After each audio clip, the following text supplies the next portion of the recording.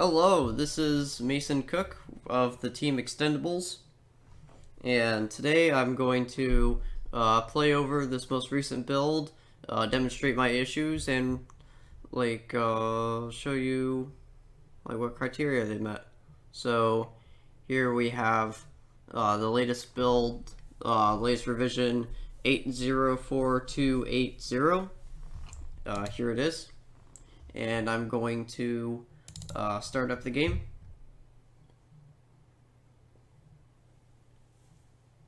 And try to play through my level. Unfortunately, to be perfectly clear, when we tried to link our levels via level streaming, there were certainly some issues, and I was unable to mark my level as done because of that. However, there is next sprint, and so I can iron out those issues to make sure they do not happen again. It is unfortunate. I'll show you what I'm talking about when I get to them. So here we have it, and we have our pop-up notification. Here we have my Greeble patterns. I'm very proud of my Greeble patterns. To your training exercise, candidate 007253. Enter my subtitles. Please take a moment to familiarize As yourself you can see, with your basic motor functions to ensure that they are functioning at maximum capacity. If, for whatever reason, your limbs have failed to meet the requirements necessary for functioning at maximum capacity, God help you. They do occasionally overlap. It's a bit of an error. Press E to interact. This is a door. I understand you must be frightened and confused. What is this thing's function, you ask? Why, it is quite simple to act as a gateway to places known and unknown. Just go up to it and push it with your arms.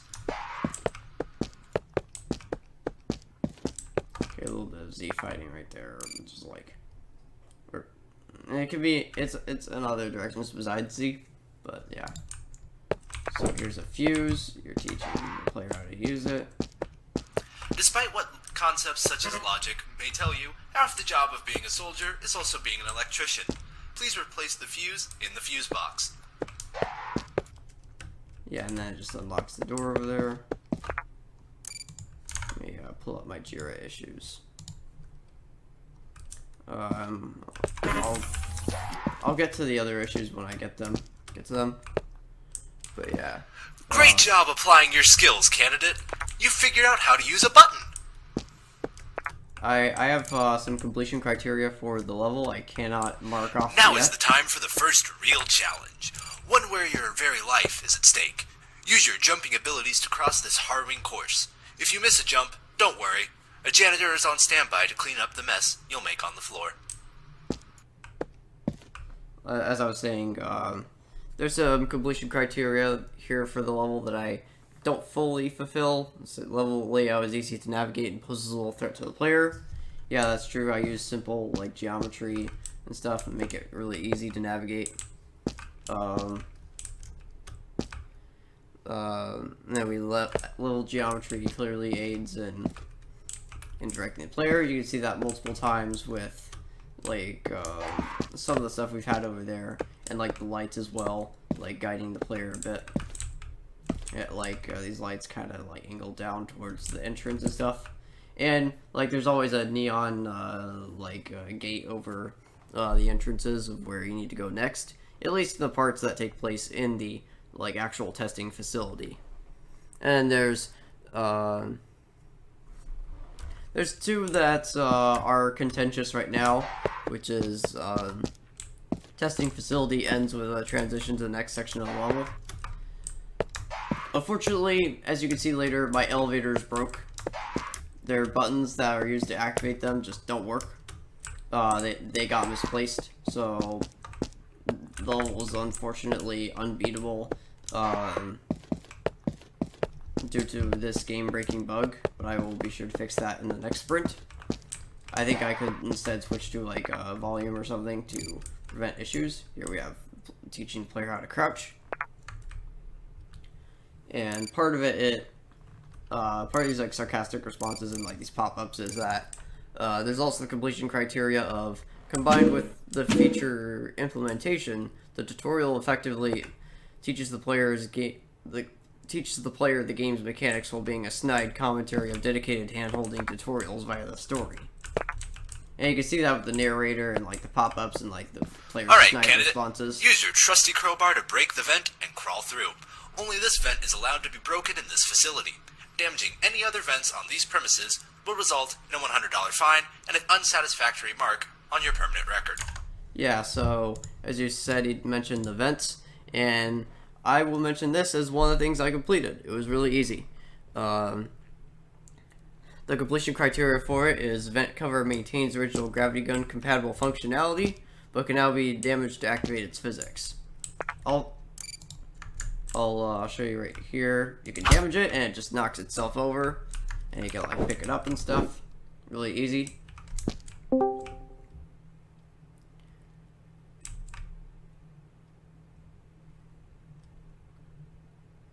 And another completion criteria was it can be easily picked up after having its physics enabled. This is what we call an infected.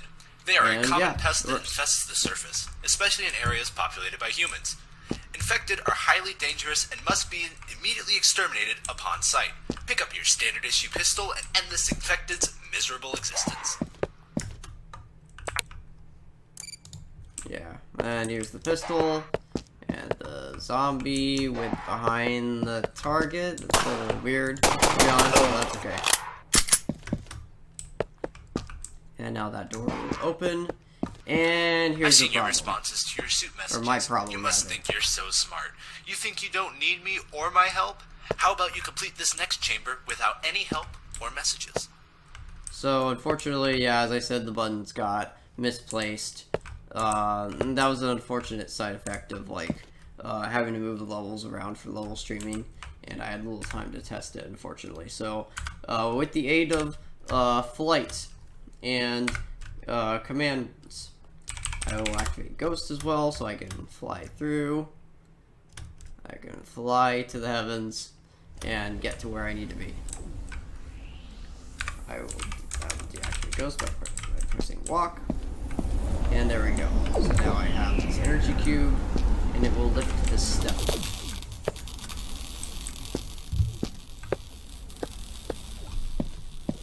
And now you can see there's one over there as well. I will take it.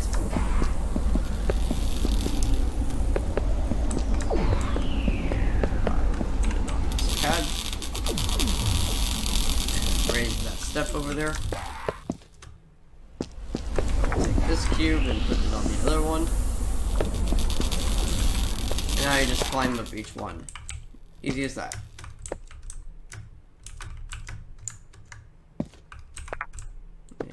Oh, fiddlesticks. It seems the door has been broken. Please wait for the door to be fixed by our engineers. Hey, how long's it gonna take? 6 hours? That's not too bad. Okay, candidate. All you have to do is wait for 6 hours here, and it should be fixed by then. Alright, so, I would show you, but I want to demonstrate the gravity gun introduction later. But you can pick it up with the gravity gun just as you can in the original, or you can also shoot it if you want. But that wastes ammo, and the player probably won't do that. Well, I guess they could, but like it's a personal preference thing. So now they fall under here, and let me switch to this. Yeah, by the way, here's the weapon wheel issue. I wanted to wait until I got an actual weapon. What do you think you're doing? Get back here! I'll switch to that real quick. And, yeah, so my completion criteria for the weapon wheel is the player can hold a button to bring up the weapon wheel and release it to close the weapon wheel, selecting what the player most recently moved their cursor over. So if I want to, so right now I have the crowbar and pistol unlocked. So I want to switch to the pistol, and I just hold over what I want, and then I just release the tab key, and I'm good. And then upon closing the weapon wheel with the valid selection, the player will switch to the selected weapon. Yeah, so I can switch to either one with a valid selection. If I try to go for an unlocked one, it will not work. A locked one, it will not work. And then we have only only weapons the player has access to should be visible and selectable on the weapon wheel. Weapons that aren't in the player's possession should be hidden and unresponsive to selection. Yeah, like, you can see these have, like, locked icons. They're not available. And they cannot be selected, as you see. Stop what you're doing this instant, and we can settle for just having an unsatisfactory mark on your permanent record. I could do worse things to you right now. Yeah, and then there's also the weapon wheel uses the same weapon switching system that the keys do. Like, as you can see, if I go back to the crowbar and switch to the pistol, go back to the crowbar and just press 2, it uses the same system. There's no overlap. So, yeah, and unfortunately this part has another bug where the door doesn't open properly. It's unfortunate. There's an enemy encounter here, specifically the first enemy soldier encounter, and you have a little fuse here. You just carry it all the way to the end. That settles it. We all know what side you are on. And unfortunately this door is broken, so it does not open. So I will ghost through it, just so I can show you the rest of it. Just let this walk. And Was it worth it? Because soon, there'll be a hail of bullets with your name on it. You're indescribably idiotic, and you will die for nothing.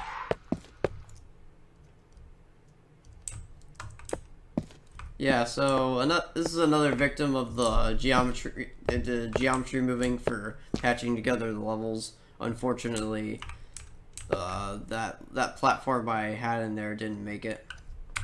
So I will ghost over to it again. I know there's a lot of patches, like, I know there's a lot of holes in this level and a lot of game breaking stuff. And I hate it just as much as you probably do. Let me activate flight now.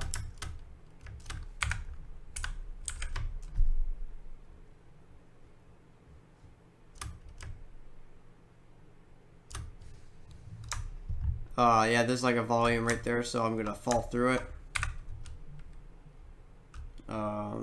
Yeah, so I'll just set walk. And then I'll just ghost and start flying. Yeah, I hope that activated it. And now I will bring myself back to the mortal limitations of movement. So it should, yeah, great, it loaded.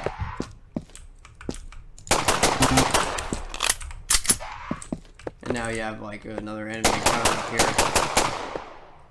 Oh wow. That's actually pretty cool maneuver. I went back and hid behind the desk. And right here, you have like the first view of the open area. And now you get this, the gravity gun. I can pick up and throw objects. I haven't implemented a tutorial for it yet.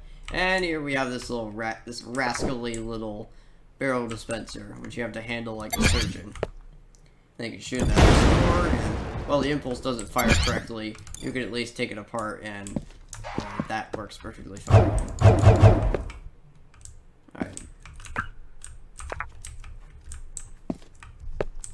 Now you go through this hallway, and you have another explosive door to open. So, again, with the precision of a surgeon, remove it from here, because if you don't, it will blow up in your face, literally.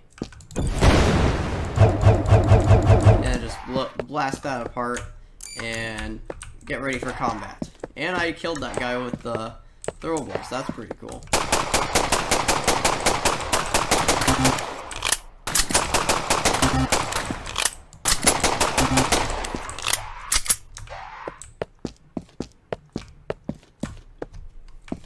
So now I have taken care of all those enemies. I'm gonna go pick up their pistols so I can fill up my ammo. Great.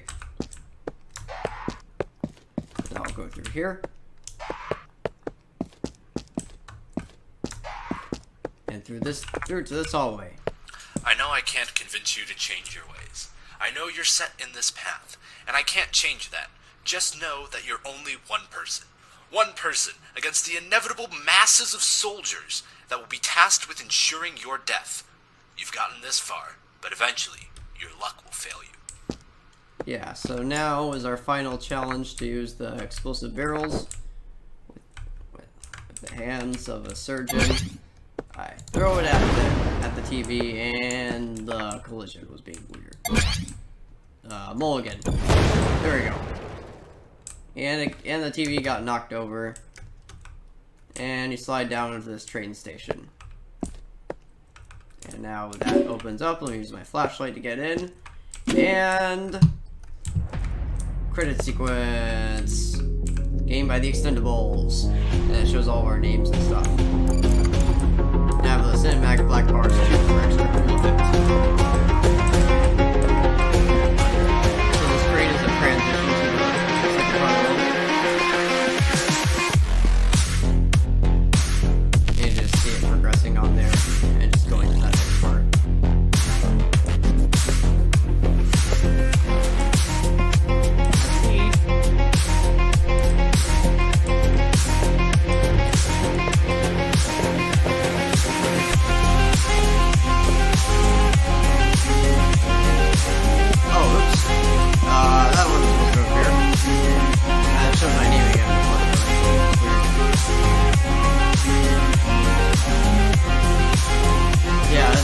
See, there's a lot of stuff I could polish for the final release. It's kind of in a broken and buggy state. Well, I mean, like, that is kind of the normal for AAA games, so...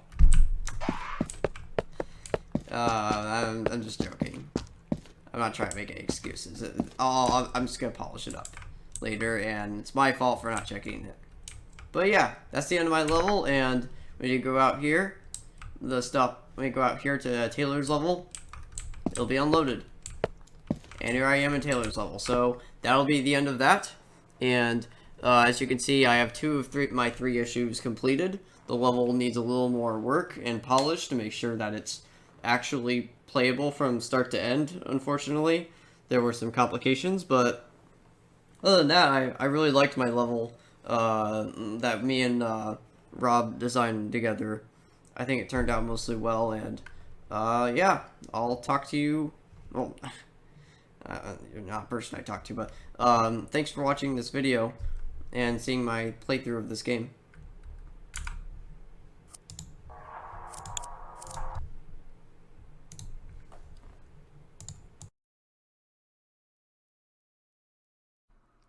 Hello, my name is Robert Hughes. I'm part of Team Extendables, and I'm going to be going over my work I did for Milestone 1.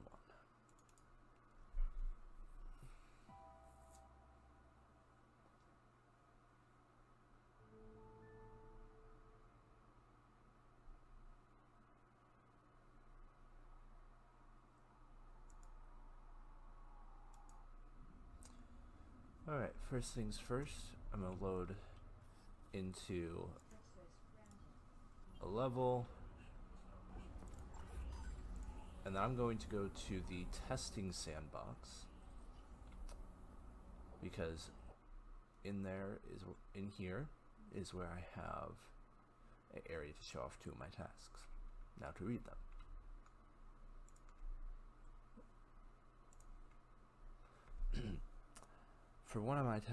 For two of my tasks, they will be showed off here in the the testing sandbox. So for one is, oh wait, sorry, that's the wrong one. So for one is, as the player, I want to be able to launch zombies further.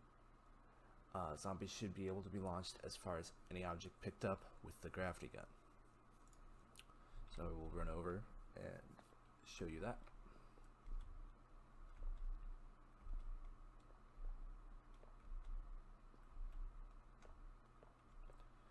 So beforehand, zombies only launched a couple of centimeters ahead of you. But now if I grab the gravity gun here and pick up any one of these zombies, it instantly kills them, and I can launch from here to about the back wall. Well, not if I throw, but now a zombie goes decent way.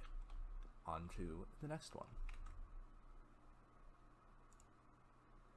The next one is, as the player, I want all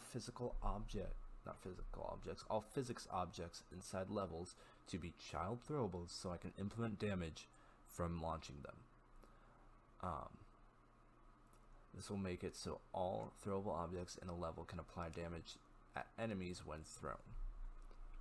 So for this, I've laid out each of the throwable objects from the energy cube all the way to the explosive barrel. So I'll start out with the most useless of them being the soda can. The soda can, when it's thrown, does not do any damage. As you saw, it just bounces off. So the table, once I pick up the table and launch it at them, you see that those ouches that popped up, that means it dealt damage. The stool will also deal damage. This box will deal damage. And as you can see through some of these lighter, well, not lighter, but I should say not as deadly items, it'll take multiple hits for them to be killed by it. We also have this smaller box. We have this bigger box, which I missed with.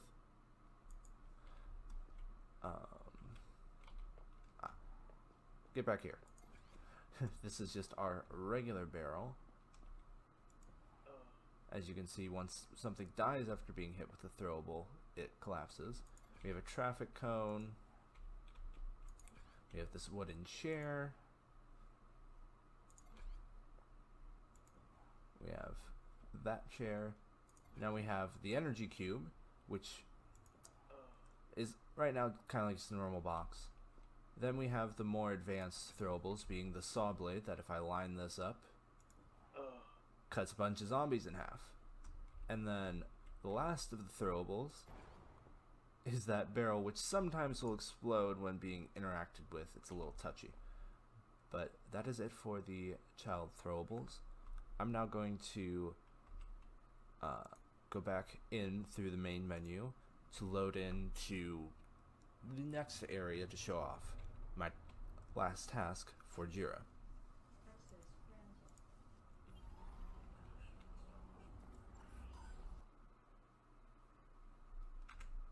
So my last task for Jira for this milestone was, as the player, I want to learn the mechanics the facility teaches me in a safe environment and use them to escape from the facility testing.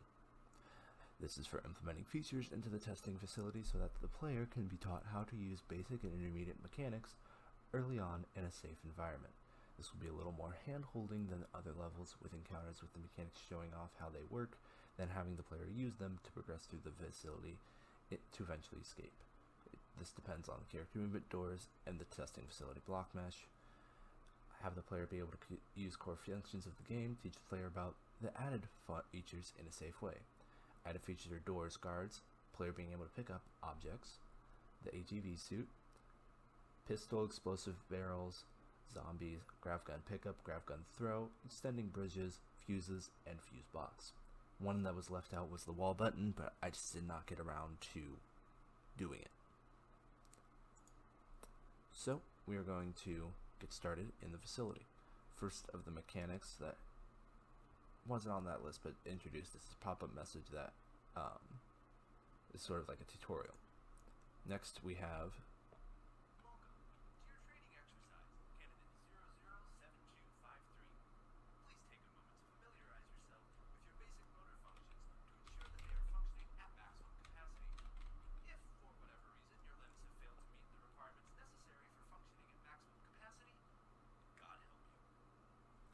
as you just heard, those are that is the announcer for the facility, which is my voice, and that is going to be telling you things as you go. So we're here with our first door and another pop-up, as well as another announcer line.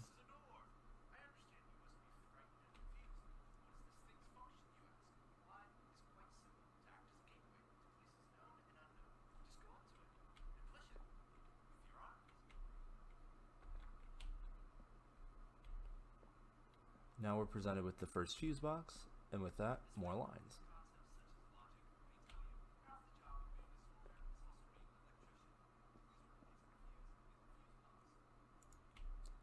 So you can go up here, pick up the fuse, and then bring it over into the fuse box, and this will unlock the way forward, being the door that was over here.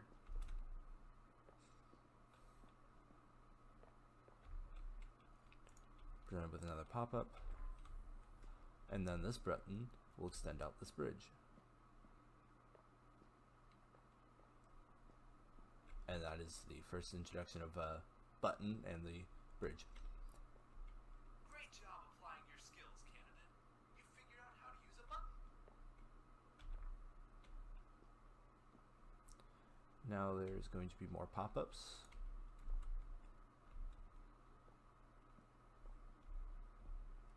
Here's another announcer line. The first real challenge. One where your very life is at stake. Use your jumping abilities to cross this harping course.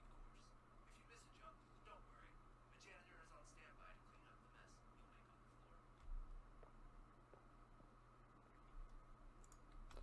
So with this, you just sprint and jump through this little course, and this is what teaches you your basic core mechanic for jumping.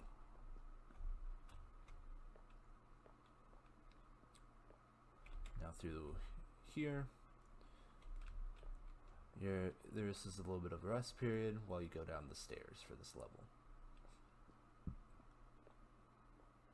I know my task isn't really to introduce the level, but I have to play through it to show mechanical stuff.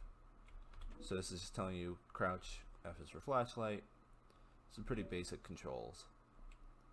You're presented with another door. Alright, candidate. Use your trusty crowbar to break the vent and crawl through. Only this vent is allowed to be broken in this facility. Damaging any other vents in these premises will result in a $100 fine and an unsatisfactory mark on your permanent record. Alright, now you take your crowbar that you're equipping, and you hit the vent, and it'll fall down. Now you can crouch and go through here. Using F, you'll be able to see a little bit, well, not a little bit, a lot. Alright, once you get to here, you just attack again. This is what we call an infected.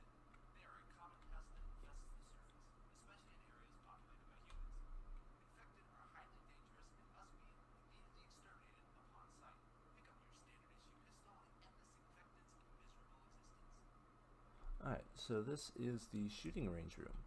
As you heard from the announcer, this is our common enemy, the infected. We also have a shooting target here. As you can see over here, this is a pistol. So once you pick it up, it tells you what to do to shoot, and you finally unlock the pistol.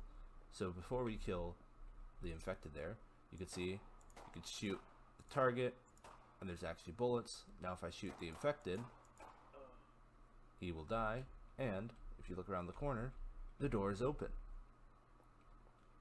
So now we can go through here. I've seen your responses to your suit messages. You must think you're so smart. You think you don't need me or my help? How about you complete this next chamber without any help or messages? So this is another thing that has been a little bit of an issue, is there's supposed to be a button here on this elevator, but it does not want to be here. So for this, I am going to have to go into the console and ghost to get to the next area.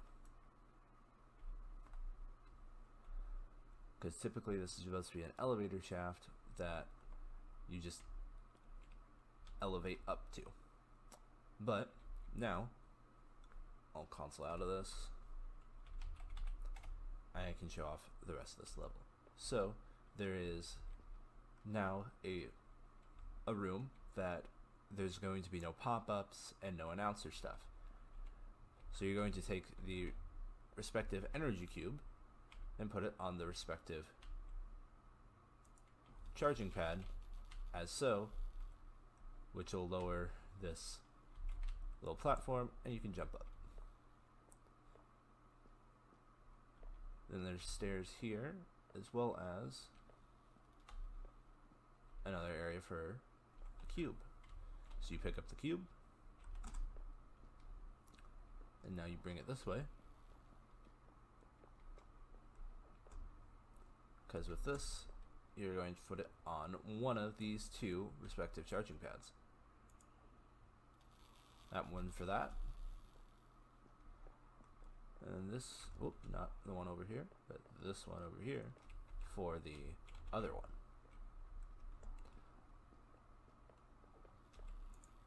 And this raises up the two areas you need for getting out of this room.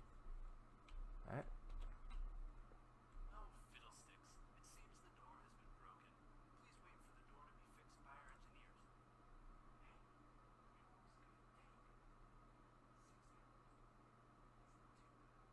Okay, candidate. All you have to do is wait for 6 hours here, and it should be fixed by then. So there is a little bit of dialogue issues, mainly with the subtitles, and those will be fixed later. But as you can see, once you fully walk into this room, you see this area of a broken door. The door's black, has the aesthetic frames that are on the other side there, not there, and well, they're there, but they're on the ground scattered, and the player can't go over there. But if you look around, you have this. This is another vent, so you can tab to go to the crowbar, and if you hit the vent, oh, that is weird. I've never seen it do that. So I'm just gonna have to switch back to the gravity gun, switch back to the crowbar. Huh. Trying to throw. Okay, well, I've never had that issue happen, so that is a.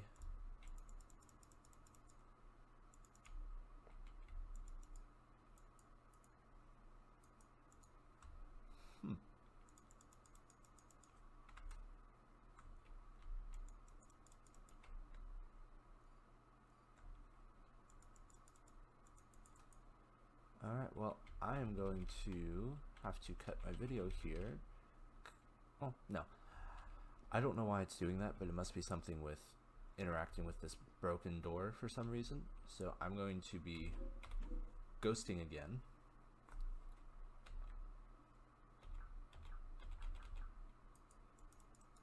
Actually, I'm going to have to start over for this is not what it is supposed to be happening. So give me one quick second while I make a cut here. Alright, back after that quick cut.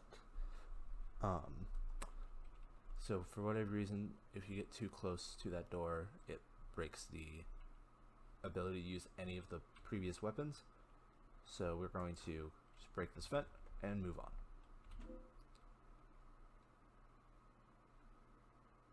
So here is a sort of like a false end thing, but if you turn here, there's a little drop taking you to another vent that you can then hit. Hey, what do you think you're doing? Get back here, immediately. That's an order. Because now you're off the path. And for this, I will be using the debug that will give us all of our weapons, just so I can progress from here. We have a infected. Shoot him with your pistol, and he is dead. You listen to me, and listen real good. Stop what you're doing this instant, and we can settle for just having an unsatisfactory mark on your permanent record. I could do worse things to you right now. Oh, looks like the jump has been increased. But you press E, gives you this little extended out bridge. You have another drop down here, this time with this energy cube. You can pick this up, bring it with you, and you can set it down and you use it as a platform.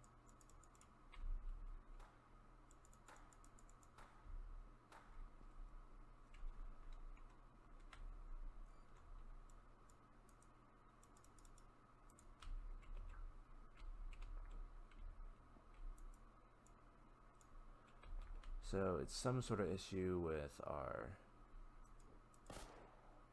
Ah, there we go, fixed it. Cool. Alright. For whatever reason, there's an issue if you pick up something while you have the gun out. Or any weapon out. But shoot the soldier. Soldier is now incapacitated.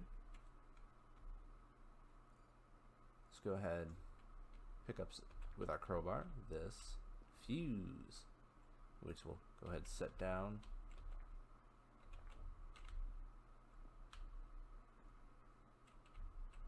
I'm going to set it down again so we can press the button. That settles it. We all know what side you are on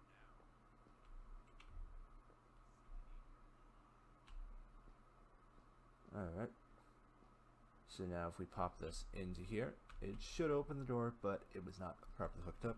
So we're going to go through the same quick little process here of ghosting. And then we're going to set this straight back to walk. Going to be using that ever so little, well, not little, but yeah, using it for a while to get through parts of this level, because there are some things that did not work well since we have stuff set up with level streaming. Was it worth it? Because soon there'll be a hail of bullets with your name on it. You're indescribably idiotic, and you will die for nothing. That button will open up this little bridge. So coming across to here, there is supposed to be platforms, but just like with previous things, some things did not make it over when moving stuff around. So we'll be ghosting through here.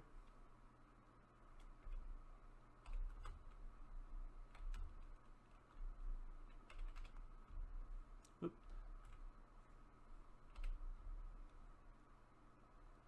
As you can see, I forgot to hit my little bracket.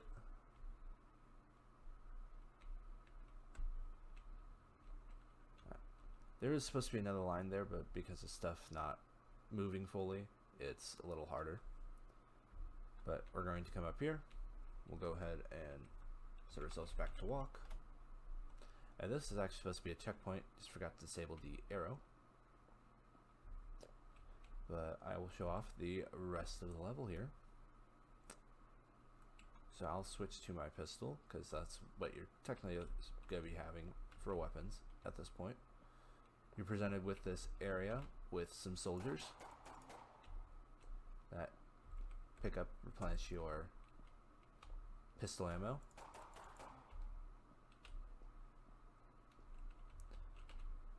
Hit R to reload. And now you're going to be shown your next weapon, which is the gravity gun. But since I have the debug of all the weapons unlocked, it just gives it to you. So if I go here, this is a explosive barrel dispenser. Pick up the barrel, and now you just throw it at that, and then you can come here and take these pieces out. I gotta fix the impulse on this so it actually properly fully explodes. So that's the explodable door. Come through here. I have a locked door, another explosive barrel dispenser, and another explosive door. Which, just take your pieces out, but be careful because you're going to be shot at. So go to your trusty pistol, and you can deal elite to the soldiers. There's another one there. And here is the last guy trying to run through the door. Alright.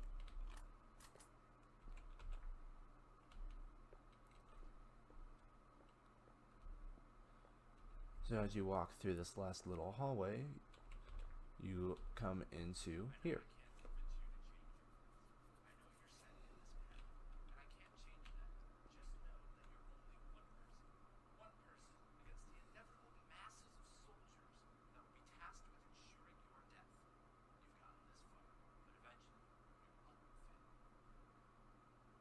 And that is the last line from the announcer, sort of a warning of, yo, you're about to head out into these other levels, and you are only one person, be careful. So with this, you take an explosive barrel, launch it at the TV falls, revealing your way through. So this leads you to a train station where the train is supposed to be here, but because of level streaming it is not. Mason, the other person who worked on this level, will be showing that off in his video. Thank you for watching.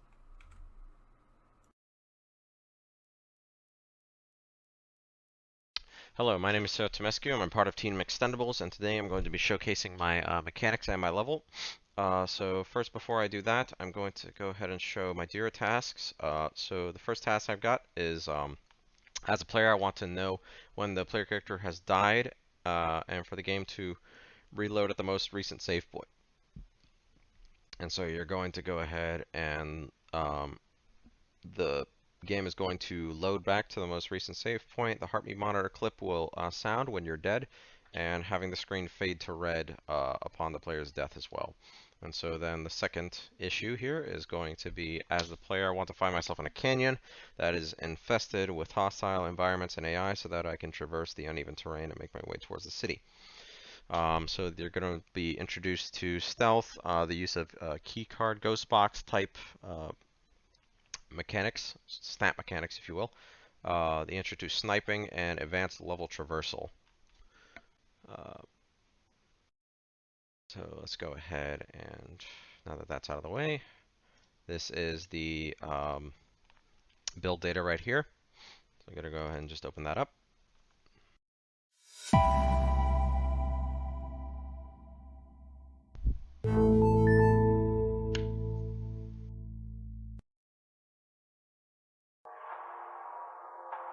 Alright, so here at the start screen we've got options for sound, music, get louder and quieter, sound effect volume,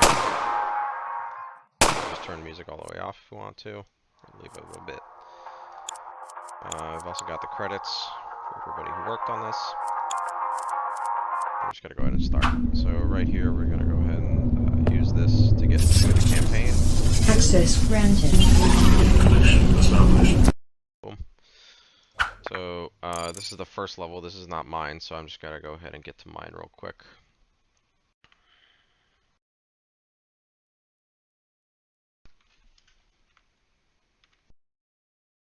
Okay, so we're going to go ahead and do that. So we had an issue with the level streaming, as far as you know, loading in a level and loading out a level. So the only way to get to my level right now is to use a console command. So from here, as you can see, there's a ring off in the distance.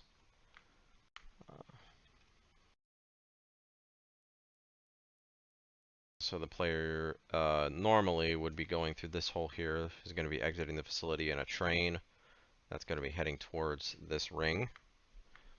And so once they get to this ring and they pass through it, this level will load out.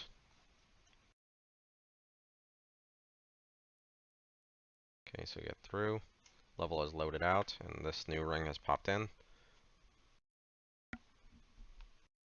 Now they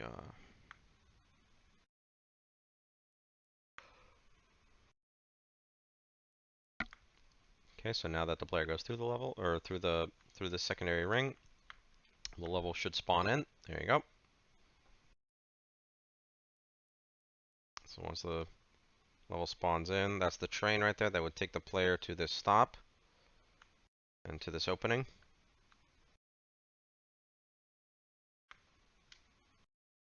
Okay, so you're going to come in here, and this is the official start of the level right here.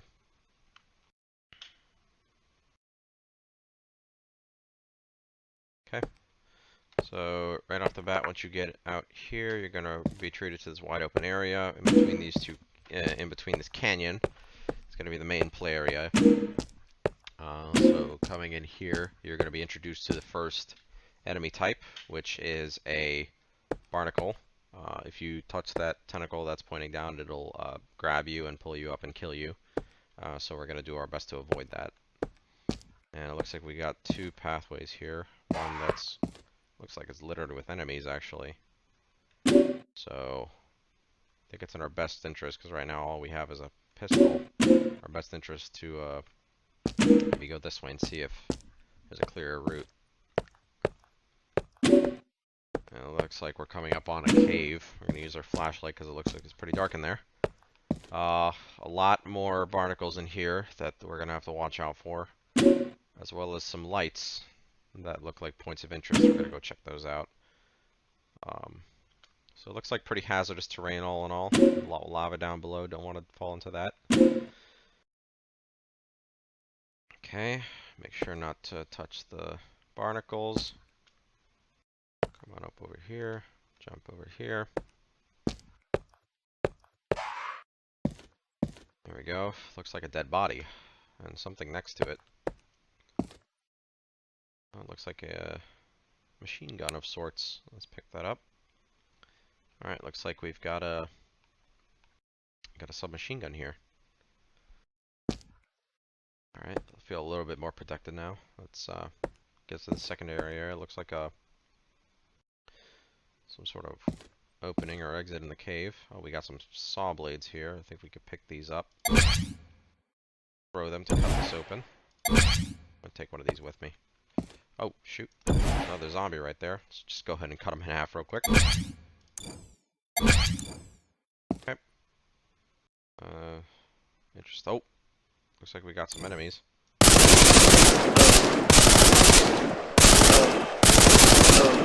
Now that we got a bit better about protecting myself. So let's see what we got over here. So it looks like we got E. Okay, so this is the introduction to the key Cargos box system. So it looks like the plunger is missing from this dynamite ignition. So I guess we're gonna have to find it in order to blow past these rocks and continue on to whatever this area is. Oh, looks like another one of these has noticed me. Alright, buddy. Looks like there's some more lights at the end of the canyon. A lot more zombies down there. Jeez. Alright, right now let's see if we can get to that end of the canyon and see what's over there, because we can't pass anywhere this way. Get rid of these zombies as we go.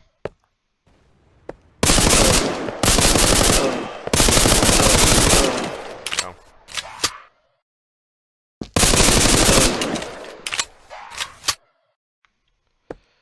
So, I guess now is a good time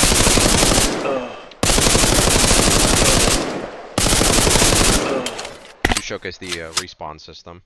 So once I get rid of these enemies,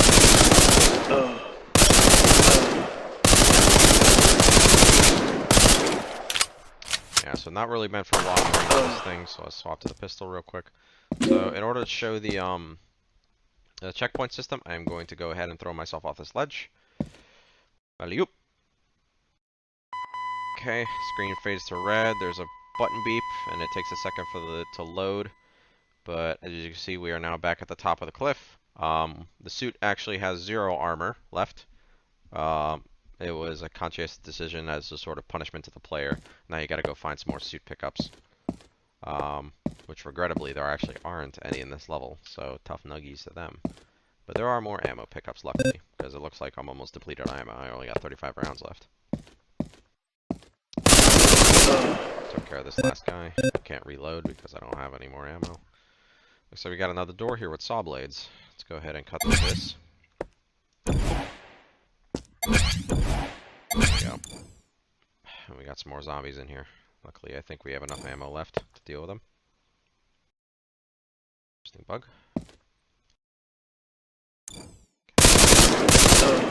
That's one. That's two. That's... Oh, we're out of ammo. Swap to the pistol. Take that last guy out. Another dead body. It looks like the plunger we need, and... Ooh. Looks like we got some sort of revolver. Nice. It's got 18 shots in it, which frankly isn't a lot, so hopefully this thing packs a bit of a punch. Rest in peace, my friend. I will be needing this, and I think I will be needing this as well. So now we got the plunger, we can make our way back to the other side of the canyon. which regrettably is quite a long distance. This is a massive canyon over here.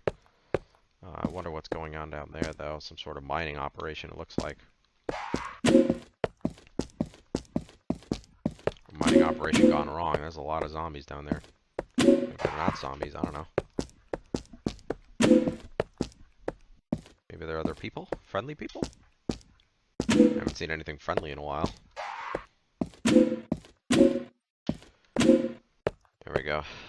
So let's go ahead and throw the plunger on that. There we go. Alright. Fire in the hole. Whoa. Okay, there we go. So went ahead and blew the rocks away. Stumbled down into that area. Maybe it killed a few of them. Or maybe not. Hopefully not, if they're friendly. So now the level way forward is clear. What's this? Looks like a sniper rifle of sorts. Okay, let's go ahead and check that out. Nice. Alright, looks like we got quite a range on this thing too. Let's see if, yep, those are definitely zombies. Let's see if we can pick a few off. Nice. So this thing hits like a truck. It kills them in one hit. There we go. Let's just pick off a couple from here real quick. Try to make the area a bit cleaner. I missed on that one. Interesting. There we go. Alright. One more. There we go. Alright, let's head down there. I think we've had enough target practice. Okay, so it looks like some sort of really big mining operation over here. Alright, what's the way forward? Because I don't want to fight all these guys. Goodbye. Goodbye. Ah. There we go.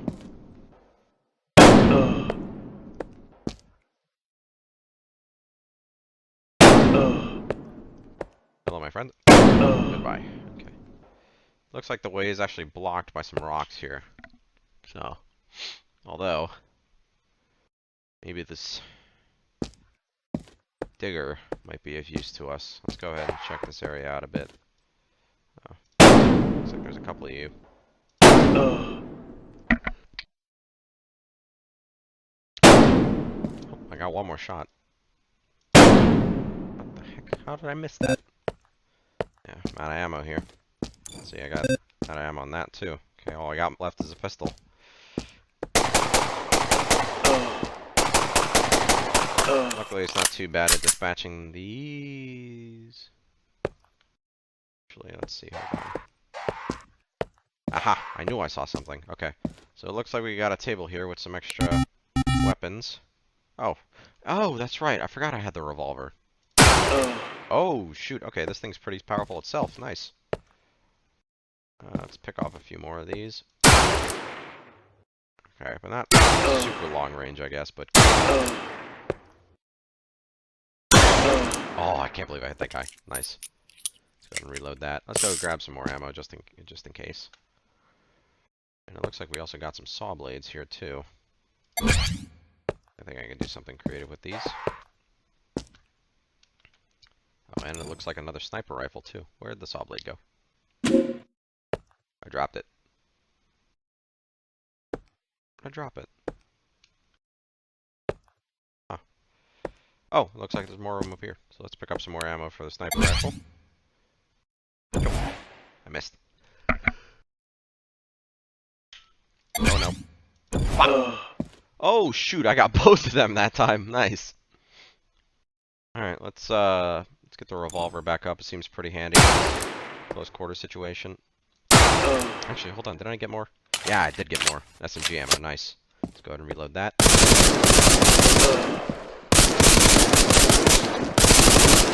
Honestly, it looks like right now the revolver is like the best bet.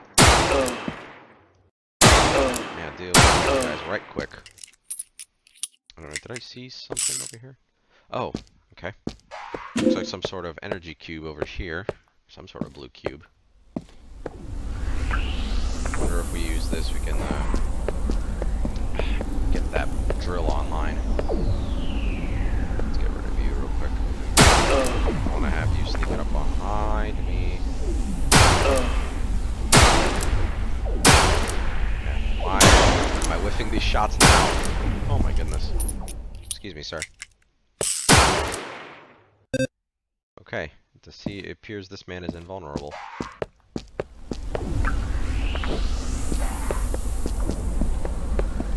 Alright, I guess. It's connected to. Oh, it is.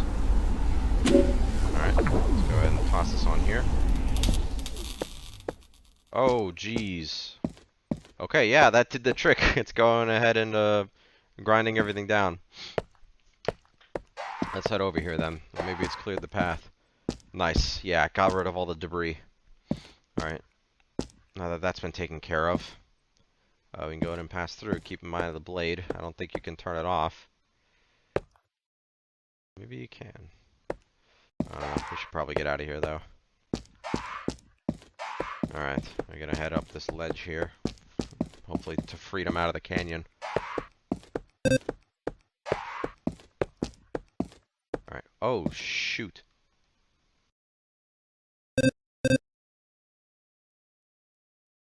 Ammo? Still out of ammo. Okay, looks like we're gonna have to rely on the trusty pistol.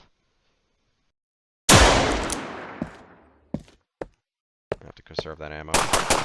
Oh, shoot, these are guys with guns. Okay, get rid of you. Get rid of you.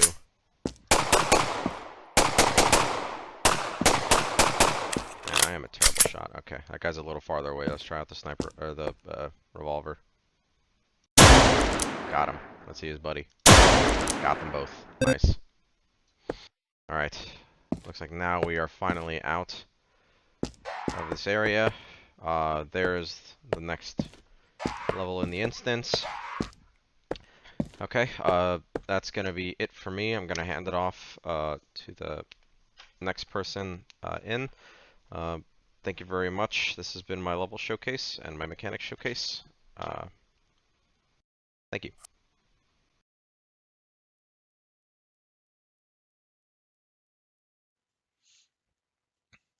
Hello, this is Jeffrey Simmons, and I am opening my build from Perforce. As you can see, here is the executable.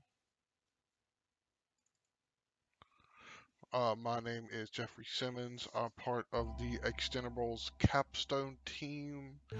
This is my video for Sprint 1 for game balancing.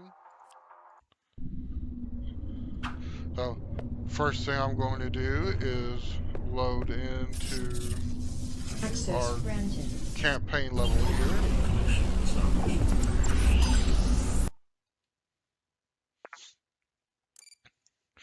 Okay, now I'm in the campaign level. I'm going to tab out and look at Jira issues. So, one of the first issues that I'm going to show off is, as a player, I would like for all the menus in the game to follow the same format. So the description is some of the menus have different colored text, so I'm going to go through all the menus and set the text to the same color and layout. The completion criteria is all the menus have the same text and color layout. So if you remember how the main menu looked, it was purple. And as you can see, it looks like it's using the same font. It's purple with black layout. The buttons is purple with the text being a lighter purple with a black layout. And I hit the escape key to bring the menu up. And we have a resume main menu. Main menu brings you back to the main menu. Options will bring up the sound effects and music, and back will bring you back to here. Resume will bring you back into the game. So we did level streaming. So to get to my level, we kind of got to do this weird ghost command here. Ghost, type in ghost, hit the right bracket so I can fly, which we added for debugging purposes.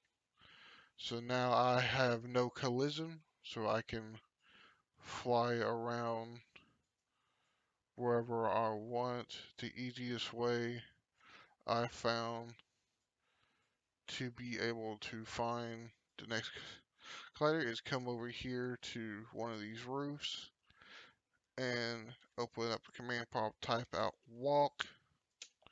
So now that I have collision again, hit the right bracket twice, so now I can fly. And now I'll go through these volumes here.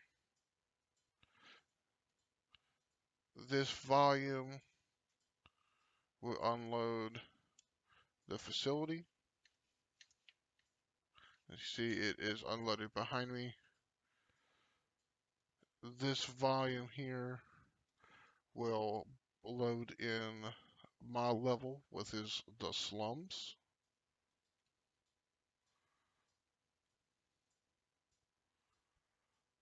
And this is the start of my level here.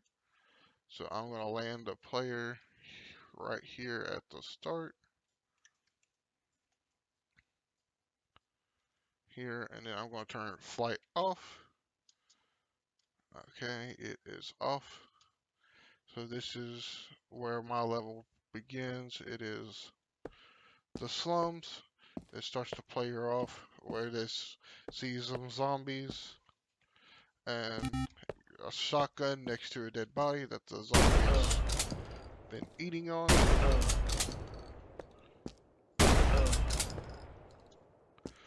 As you can see, this is toxic goo that the player can't really touch, or the player will die. As you can see, I missed the jump, the player died, and we have a checkpoint system. So it will load the player back here. But there is a bug that will spawn you with the crowbar. To fix this, we have to hold tab, switch to the crowbar, and then we can switch back to the shotgun, and we can fix that. And the player don't have to kill all the zombies. There's also a bug with the checkpoint system, sometimes not letting the player die, which, as you can see, I have 0 health.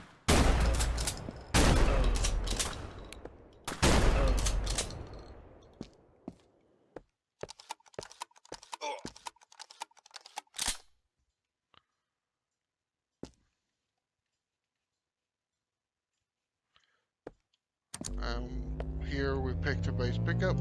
Now the player can double jump. Then you can sprint, double jump. Here. Now this gives you a bunch of zombies here to shoot.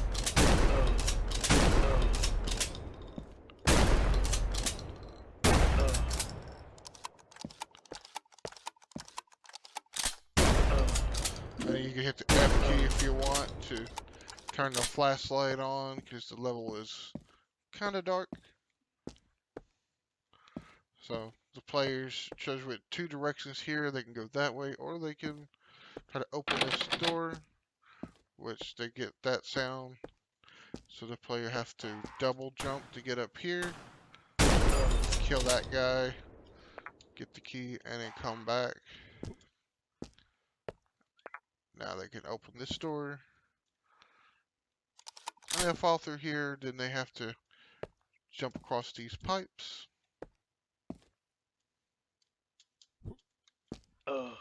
And now they could jump into this pipe here. If I can get it right. Let's see. If I can recover. There we go. There you go. Now we got into the pipe.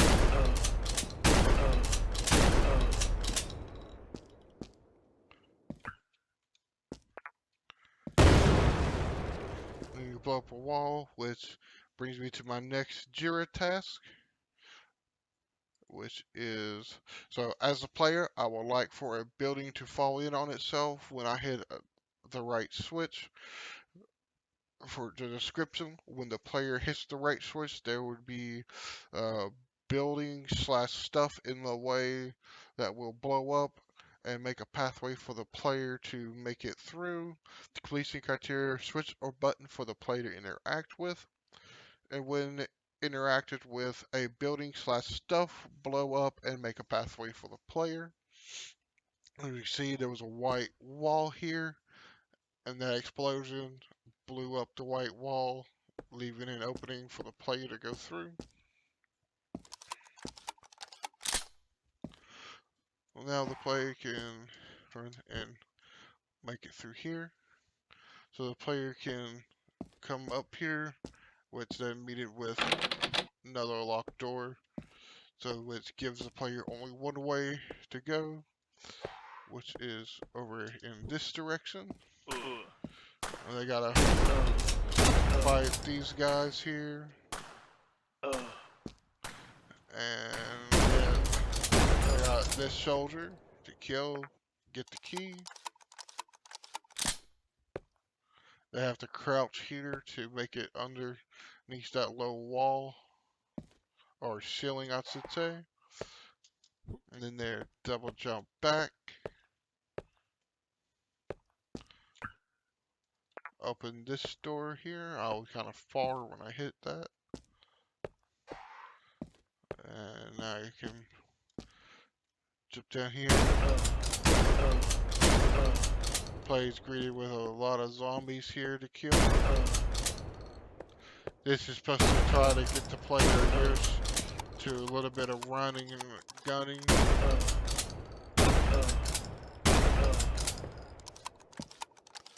The player is now greeted with more TNT. And this player goes here, they see this plunger, which they can hit E. And they can pick it up. They see this ghost outline. And if the player hovers it over that, it snaps it in place. And then the player blows it up, which is kind of introductory to practice, I mean, of the of my explosion mechanic. And then the player comes up here. They see a pipe that they can come down. And the player greeted with a bunch of health pickups, ammo pickups, shield pickups. This is kind of the halfway point, and the point that gives the player a little bit of a pick-me-up so they can get the rest of the way through the level. Player comes up here, see a hole in the floor, and jump down. And then I greeted with a few zombies, and got this sneaky guy in the corner here with another key. This is kind of like my practice with keys. That opens this door.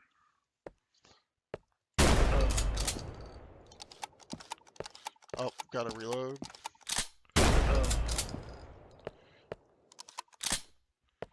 Kill that zombie. Come up here. There's zombies to pick up.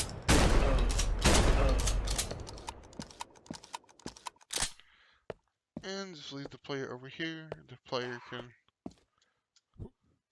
jump over here, and then this is one of our streaming boxes that will unload the level behind this level. Player walks up here, and it will load in the next level. So here the player is greeted with kind of another ghost puzzle. This is the kind of like the mastery of this mechanic here. So the player sees there's TNT over here, there's a lever over here, but they can't put the lever in place until they pick this TNT up and put the TNT in place. And this is to try to orient the player to always come at this from this angle, so that the player hit that switch, it blows a hole in the wall and the player be able to see it. Now with the hole in the wall, that would use another path for the player to jump to, and then the player can make it across this bridge, and then this leads into our next level, which is Brendan's level, which then leads into the city, and so on to the end of the game, which will, you can see the level volume trigger that will load the next level over there. Once again, my name is Jeffrey Simmons, and the task for my level is, as the player, I would like to find myself in the slums right on the outside of the city. I would also like to run into a few zombies and a few lower soldiers. And the description reads, as the player makes their way through the slums, the player would have to deal with zombies roaming around, a few soldiers while they're finding their way into the city that won't get them caught. The player will have to find some keys to get through a few locked doors.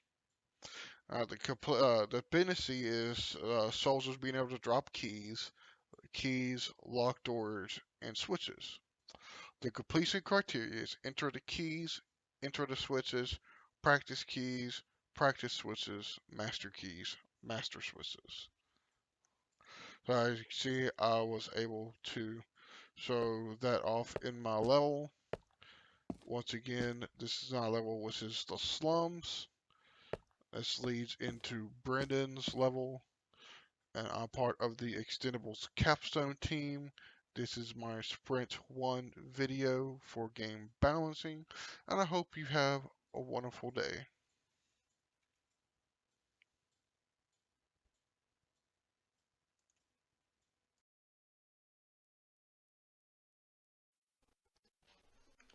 Hello, I am Brendan Flanagan, and I'm here to talk about Game Balancing Milestone 1 for our build in 804.280. Unfortunately, this build has some bugs to it, but I'll try and get through this video as fast as I can, while still showing the documentation that I made for the Deer task, and also the Confluence list of mechanics that I needed to introduce in this level. So I'm going to jump straight into the Access outskirts level. granted.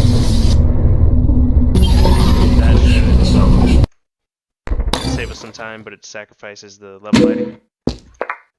So here we see a room full of saw blades and cameras, and another camera on the floor, and a arm with the saw blade stuck in the wall, and a blown up vehicle with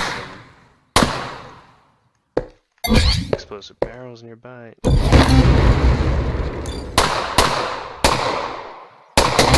Another example of an arm with camera and some saw blades. So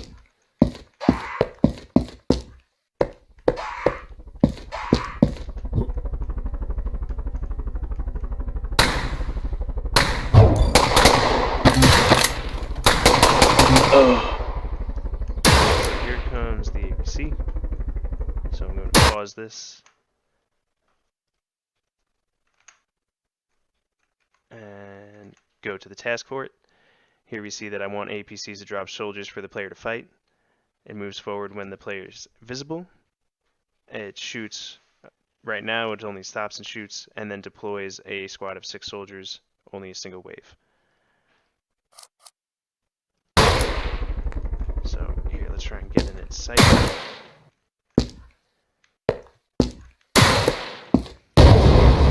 Shoot.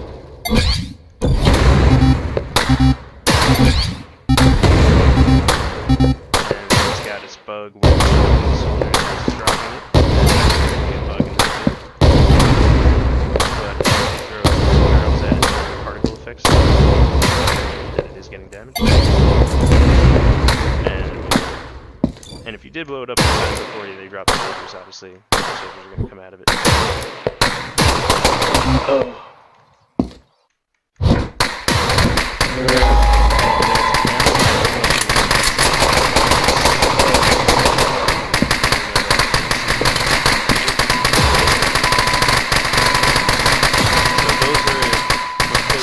the bugged soldiers from the APC dropping them and killing them. Those are soldiers with SMGs. And these are the alarms that are still going off. Double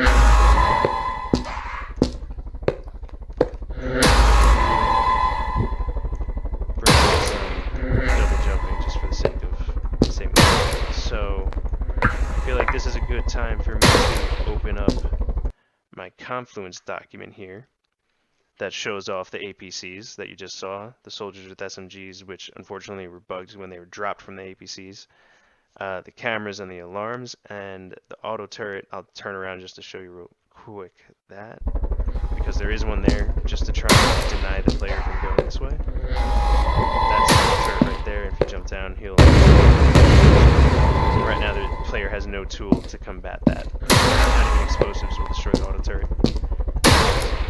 So, now another mechanic I need to introduce is these force fields. So here's the first force field. The player has this button that opens and closes a door. You see the same button and a locked door. And that opens that. And here they can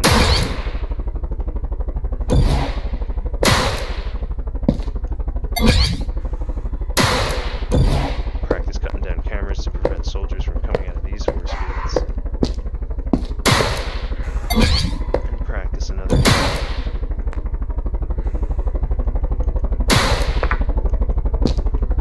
And now the player can learn that the force fields are being unplugged. And the key cards and the key hold through force fields. Plug stuff through force fields. And so on and so forth until you put it all together. So plug, pull through, unlock. And before you heal up, you can heal up.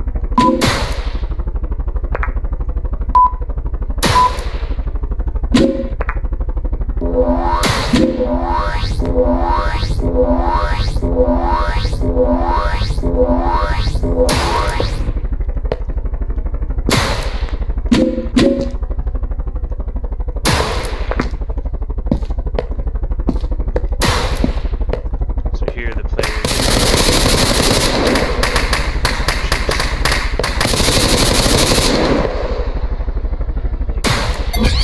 use their gravity gun to use barrels at it.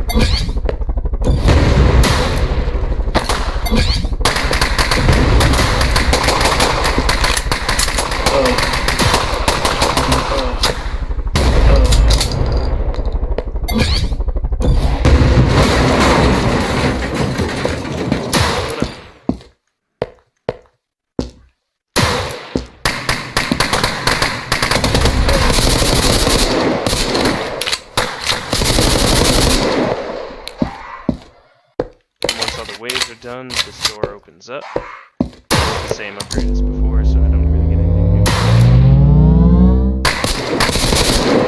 This is a good time to show off my next Jira task, which is the soldiers. I want them to share their knowledge when they see the player to alert other nearby soldiers of the player's location and react and begin to engage. Unfortunately, right now that's a little bit too aggressive in the sense that even if they don't see you, they'll... Oop, that's an enemy.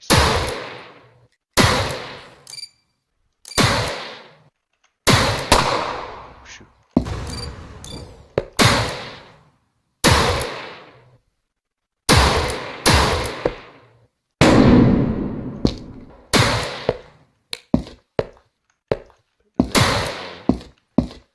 From here, do some this, like that.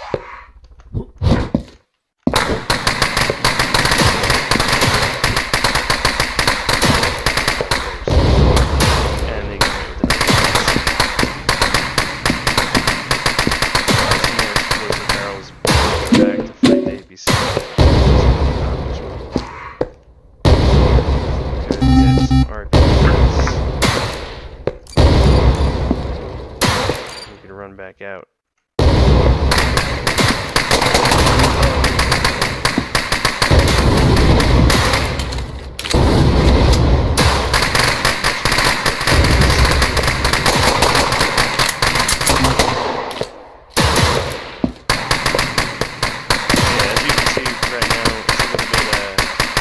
too imbalanced the way the soldiers can see us. But here, that device that I picked up before allows me to hack these antennas.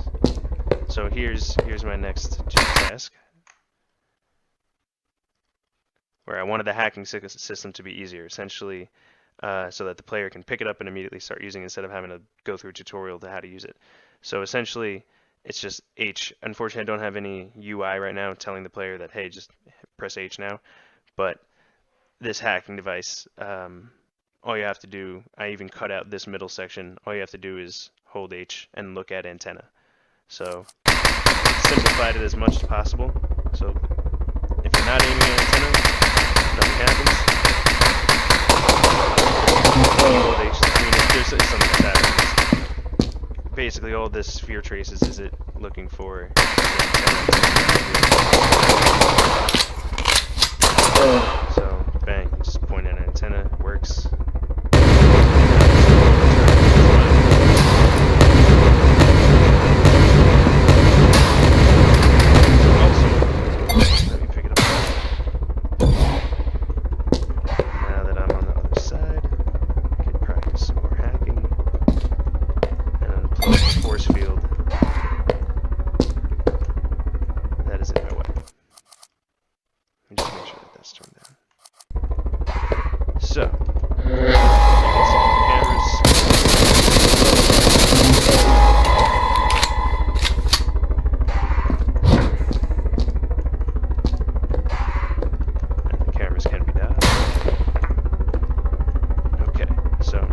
For a second, go to this list now. So we saw the dropships on the previous roof, and now I've got rocket launchers and my hacking and the hackable receiver. So that's everything from Confluence, and I talked about the hacking system. Okay, so now I'm just going to play out the rest of the level just to be able to wrap this whole thing up here. Now the player has the RPG, and he can just destroy a helicopter really quickly. I'm gonna pull out my SMG. I need to survive just a little bit.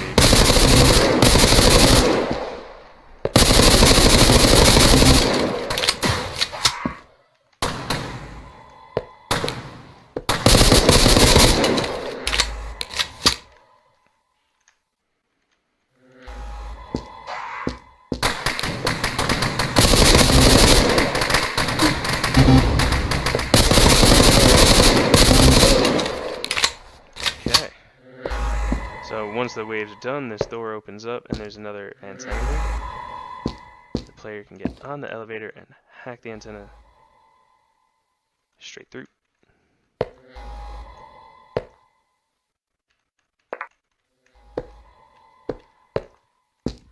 And now the player needs to combine everything through the line to get through this next portion. We're unplugging that.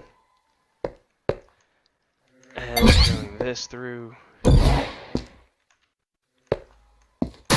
And hacking this and pulling this all leads to opening just this door. But before we go through here, I give the player a reward for just exploring.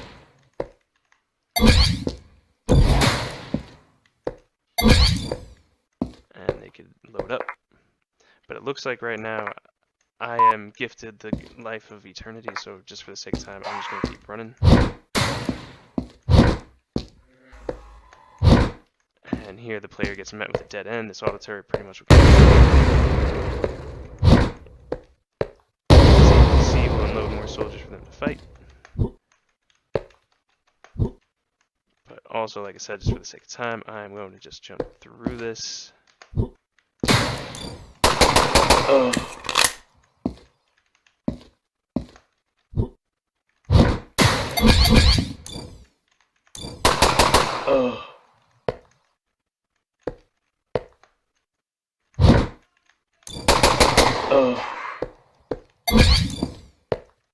That puts us in the same building, right next to auto.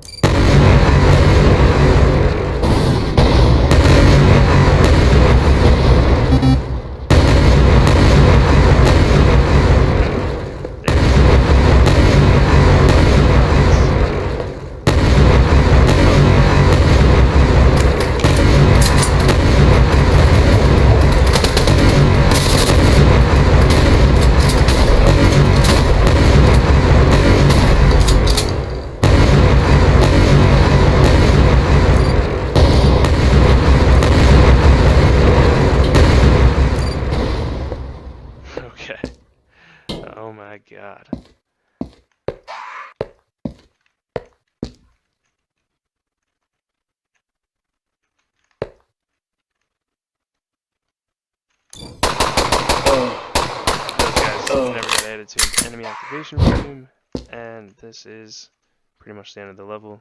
This is where Ben's level begins, at the end of this bridge. Alright, let's finish that, wrap it up. Thanks for watching.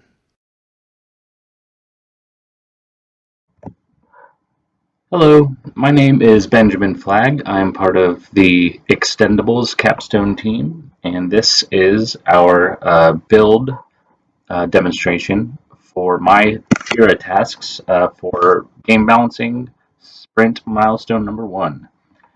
So here we have our most recent build, which is build revision 52, and that is going to be change list 804280.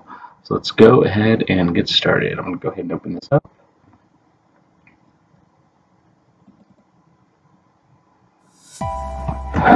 We've got our splash screens.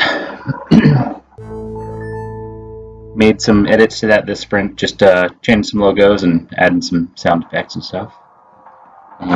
Also, as part of the user interface part, actually real quick, just to do that, I'm going to turn this music down just a little bit. There we go. I did actually redo this menu just to kind of make our project a little bit more cohesive and give a little bit of flavor. So changed all these, got our credits. Now let's scroll with the references as well. You can quit, and I already showed that. Okay, so let's go ahead and get started. Okay, this is our hub map, as I'm sure you've seen in the previous videos. I did a couple things here as well, just little tweaks. Not part of my Jira issues or anything like that. But so what I think right now, the best way I think I'm going to show off some of my mechanics is actually probably in our sandbox testing level first. After that, I can pull up my actual level issue, and it's a little tougher to demonstrate some of them just because I wasn't quite finished with it, but more just with enemies shooting at you and stuff. It's also a little dark, so it's kind of hard to see what you're doing in the actual level. It is demonstratable in there, which I will show, but just to kind of give a better overview. So let's go ahead and do that.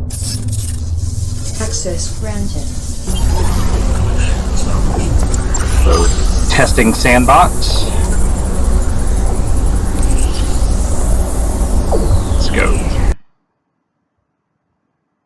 Okay, so here we are in the sandbox level. We've got a whole bunch of different setups and stuff. So I'm going to go ahead and pull up my first issue here. Let's see. Don't need this. Leave it anymore. Okay, let's go ahead and we'll start with this one, I guess. This is issue number issue BGXD 278. As the player, I want to be able to hook shot swing into wall run panels, transitioning smoothly between them without any unexpected momentum change bugs, so that I can use the hook shot swing and wall run abilities together in a more harmonious and smooth gameplay experience without worrying about accidentally colliding into objects that cause unexpected behavior. So basically what that is these wall run panels here, they're in the other levels, they actually have a little bit of affordance with some neon borders and stuff, let you know they're different than just a wall. Previous builds, if I use this hook shot swing, which I'll demonstrate in a second, if you swung into a wall run panel while you were moving, it would like send you off into oblivion, and just kind of not what you'd expect. It was kind of a breaking bug if you hit that. So that is part of it's a bug, but also I didn't list it as a bug because if I do fix this, it actually becomes a little bit of a feature too. So this will depend obviously on the hook shot, cable swing, the wall run panels, player avatar movement. The description basically is kind of what I was just saying. I want to be able to if I couldn't get the wall run panels to not bug out, I at least wanted it to cease movement and possibly even get it to where it transitions directly into a wall run, which I was able to do, which I will try and demonstrate here. So my subtasks, I actually usually like to just make my subtasks. Each subtask is a specific completion criteria. So these will actually be the same throughout all of these issues that I show off. So, completion criteria number 1. Colliding with a wall run panel while swinging with hookshot cable swing does not launch the player in unexpected, bizarre directions in a buggy manner. And contacting a wall run panel either transitions directly into a wall run or slows and stops the player's momentum, depending on the angle of approach and contact and or the timing of the player manually releasing the hookshot cable. So, let us go ahead and show that off. So first, our movement abilities are typically upgraded behind 2 pickups. This first one will allow you to, as you normally jump, make a double jump dash. This one, however, our mobility gear will allow you to grappling hook and hook swing, which is what is related to that issue. So, you've got your grappling hook, but this is actually the hook. Well, I didn't get enough. There we go. So, typical, just kind of swings you around. You can move it. Let's see. Okay, so took a little bit of damage. I'm going to go ahead and try and show that you can actually transition, if I can aim this right, into this wall run panel, and he should not only not bug out, but it will actually transition while still attached into the wall run, sort of like Spider-Man running off the side of a building. Try to move those over. So, let us go ahead.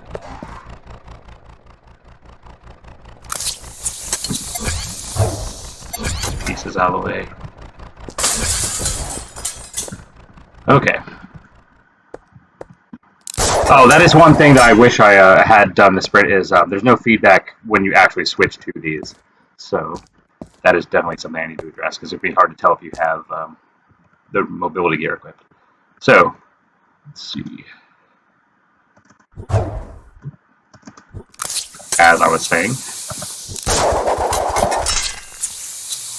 I just missed it. Let's see if I can get some momentum. You can also dash while doing this, so let's see if I can, if I need to.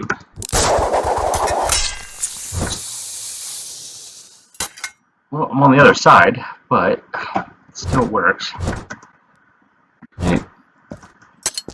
Try and get a better angle here.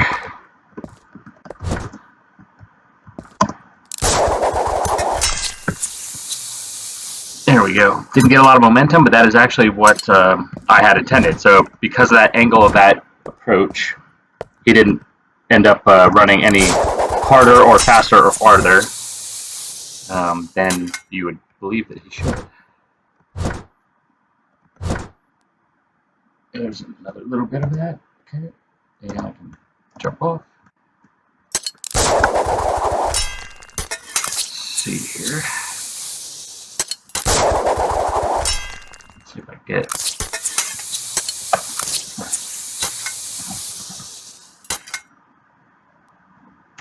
Is definitely tough. I might see. Oh, there we go. I don't know if you can see that, but he hit the side. Maybe I can do it better over here. I could probably use this actually.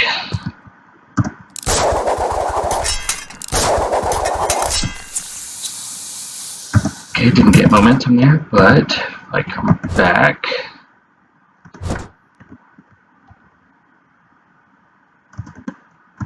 Okay, so it doesn't send the player in any weird directions. This one's definitely a bit tough to demonstrate.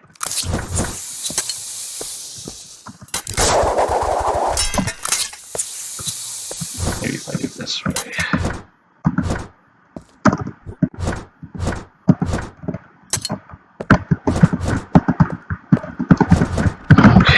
Try one last little go here and see what I can do.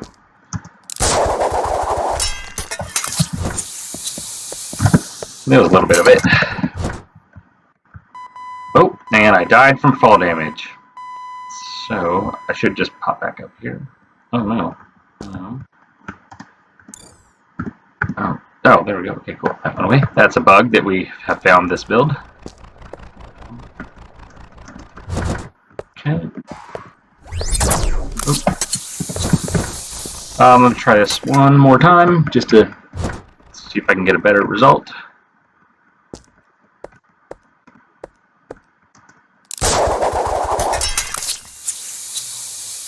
There we go. See, you can kind of tell, it's a little bit tough to demonstrate, but based off of that momentum, will actually run appropriately.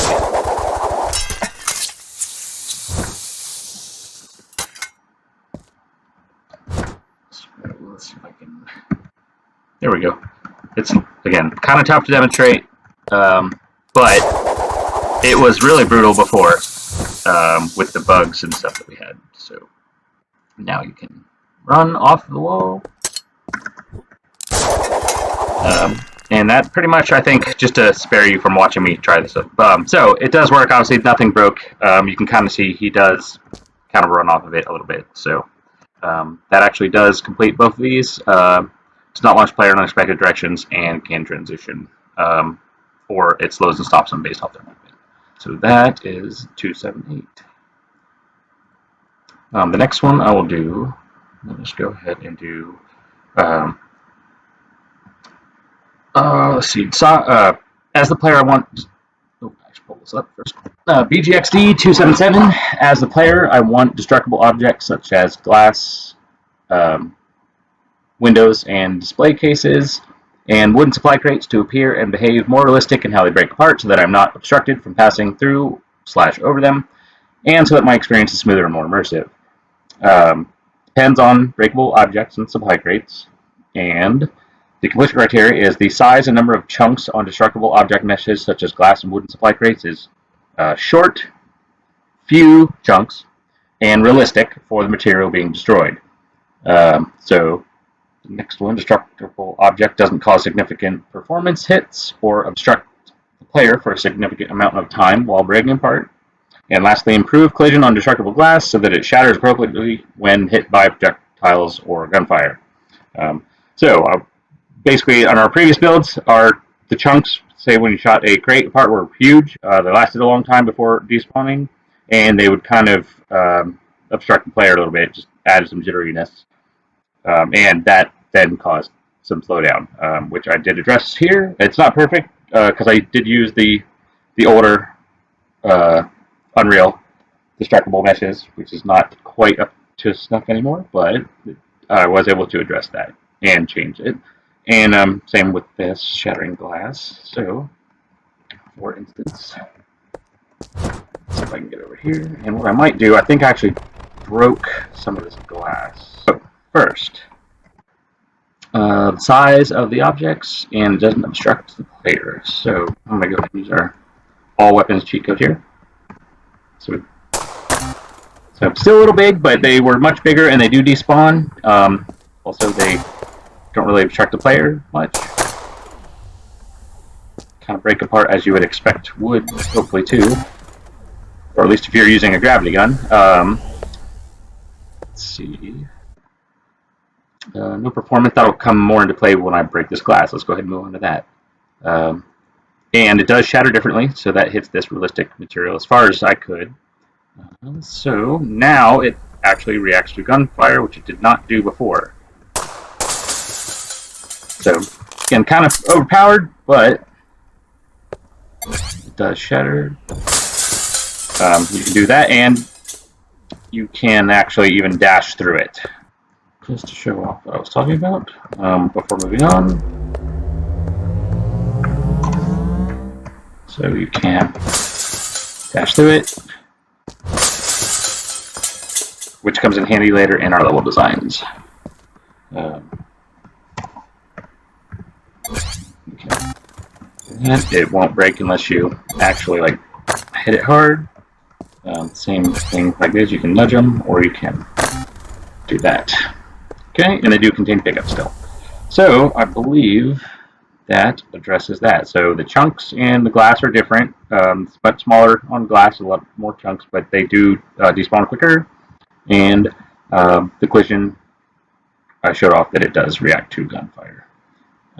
So that is 277 complete, I believe.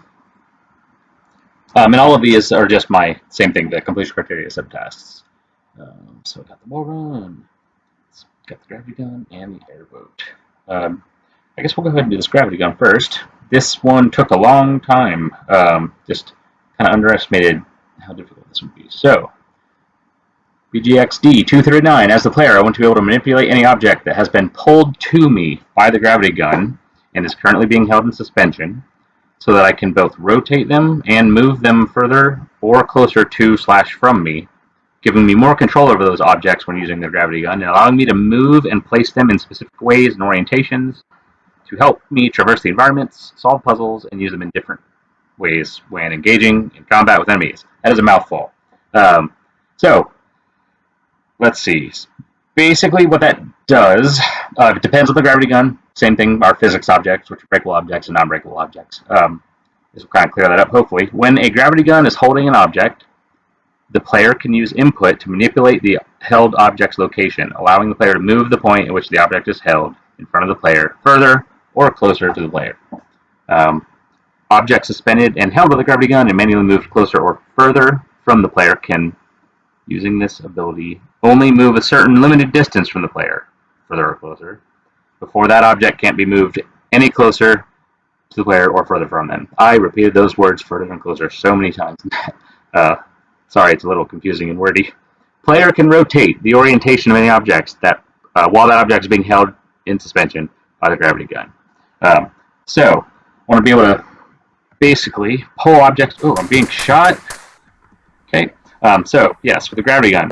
Before, you could just grab things and drop them. That was pretty much. I mean, you could also like launch them, but it was a little difficult if you wanted to line up like boxes and crates. It just became a little challenging at times to try and kind of do that. So I have actually now part one. I can, when I'm holding an object with the gravity gun, I can move it, move the point further from the player or closer to the player, and that is tied into only at a certain limited distance. You can't do it forever. So grab it, and now if you scroll the mouse wheel up and down, it transitions. So basically, it'll default to this position, and then it you can either click it, and that's as far as it goes there. If I try and hit it again, it's as far as it'll go. I can pull it back. Here's the default, and then I can also go closer if you need to kind of finesse something. Same thing. Try and do it again. Can't go any closer. And you can also just kind of do it smoothly if you want to, or like I said, you can also click it. Works while moving. So that basically is part one, and completion criteria 1 and 2. The next one is being able to rotate objects while they're being held. So this one, my input's a little weird, so I don't use it too much. I got to figure out how to make this smoother. But if you grab an object and hold either the B key, the N key, or the M key, each one of those does a different axis rotation. So while holding one of those keys, if you scroll the mouse up and down, you can rotate the object you're holding. So for instance, we'll B, scroll it up and down. Up and down. Let me get a reset here. Actually, kind of works better on these, I believe. There we go. So kind of move that up and down, up and down.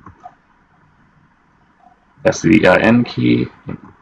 Kind of orientate it. It's a little touchy, but it works if you're not being shot at by like a million soldiers. And then you can also just rotate on its axis. So a lot of spinning around. That will come in handy with my level Jira task that I have. So now you can pull things in and out. You can still rotate them if they're far away, which is actually part of the reason I implemented this, is when it's this close, things like bridges and platforms that you pick up, really hard to rotate without colliding with the player, whereas here, it also seems to operate a lot smoother, just in general. I believe there's another little bit that I should probably just show that now. Do it with this one. So, not only that, but that comes in handy when you want to hold objects in stasis by hitting R when you're holding it. So, hold R, it'll stay there for a limited time, count down, and it'll fall. Or if I press R, and press R again, it'll manually do it. And then lastly, I can put them in an array, and they will fall in the order that I picked them up.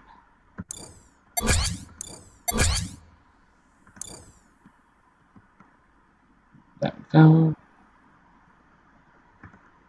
That one fell, and that one fell. Okay, so that is related to something. It's just easier to show that off here than in my level, but I will mention that again. So I can move them in and out, only a certain distance, and I can rotate them. And that is the Gravity Gun's object manipulation ability, so BGXD239. Actually, real quick, I guess I can show off. Well, I'll come back to that. Next one. As the player, I want to be able to actually read this off. BGXD 146. As a player, I want to be able to operate, enter, and exit the airboat vehicle, and have the camera transition smoothly between the first-person character and the vehicle cameras, so that the airboat can be operated in a smooth, predictable manner. Down here, it's a little different because I ran out of characters. Obviously, I'm pretty wordy with these. I want to be able to transition without any strange camera tilting or physics collisions. So basically, this was a bug that I turned into an issue. But down here is the actual bug report part. So I do have a video of this from a previous revision that I grabbed. But basically, after using the airboat and then using the E key to exit, if the airboat was on an uneven orientation when disembarking, the camera transitioned. I'll try and summarize this. Transitioned back to the first-person character, and it seemed to be tilted or off axis. And it made as if it maintained the orientation of the vehicle's camera at the moment it was exited. It was then frozen in this new viewpoint with no apparent way to orientate it back or fix it without re-entering the airboat. Let's see. And basically, yeah, you get in, drive to an edge that is uneven, boat starts to tilt over, and then get out, the camera gets stuck in that angle. Also, it can cause you to despawn. So I'm going to go ahead and pull this up into show that. Turn this sound down. So this is, like I said, this is an older revision of this vehicle blueprint that I grabbed. So the camera is also in a different spot. Kind of wonky. And because I got out at an angle, now the camera for the player is tilted at that same angle. And it would stay that way before. Still tilted. Just dipped under the ground, obviously. Just kind of a lot of bugginess from before. Not unusable, but basically unusable. From a good design approach, I suppose. And then, real quick here, show another aspect of that. As you saw, the camera tilted below the floor plane, and sometimes if you get out that way, it will even cause the player to go off into oblivion. So you can still pick it up with the, you can pick it up with the gravity gun. However, it would also still get stuck because this collision was on. So it didn't do it there. But a lot of times, if you try to grab the gravity gun and pick it up, if it was contacting anything at all, it would not move. And there you go, falling to death. Or in this case, there's no pain volume, so falling forever. So that was the older version. So, my glitch criteria. No matter the angle or orientation the airboat is in when the player exits the vehicle, so long as it is at least upright, the camera will return and transition smoothly back to the first-person character camera without any odd tilting or unintended orientations. And colliding with parts of the environment or objects will not cause the airboat camera to break, or the vehicle to behave unexpectedly, such as flying off, spinning, flipping strangely, other strange physical space issues. And this part here, for the most part, so long as it is at least upright, I actually have that fixed where it doesn't matter if it's upright. You will still exit, and the camera should go normal. Every now and then, it'll still have some issues, but these are pretty much addressed. So let's go ahead and shut off. Try and do this. So, kind of messed with a lot of the transform, the static meshes, collisions. Change the mesh. So enter, exit. It pops you out at a spawn point that is behind and to the side, just in case. Figure behind the vehicle is probably the place you'll be least likely to hit things because you had to drive forward to get to that spot. So again, pop out. And if I can move, the camera is closer, obviously. Behaves pretty smoothly. Our little cutscene is kind of mean to those NPCs. Trying to avoid these boats over here for now. Let's see.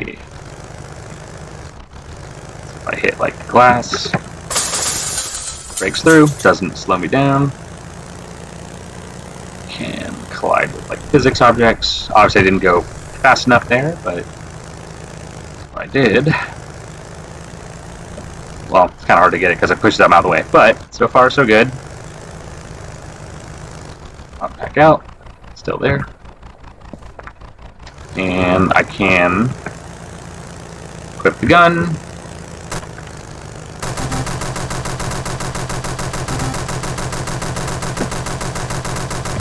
Ooh, okay. So, that all works.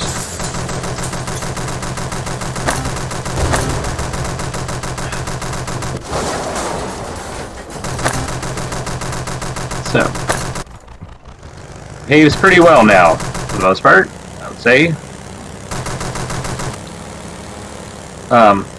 So let me see if I can attempt to break it and see what it does. It's a little bit more difficult now because I added collisions to this ramp here. But let's see.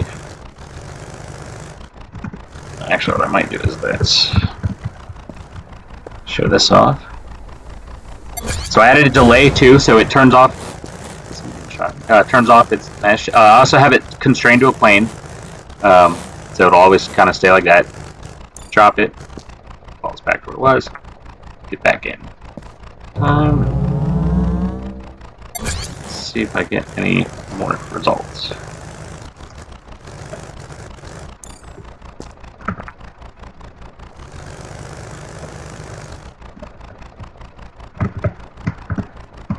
Pop out.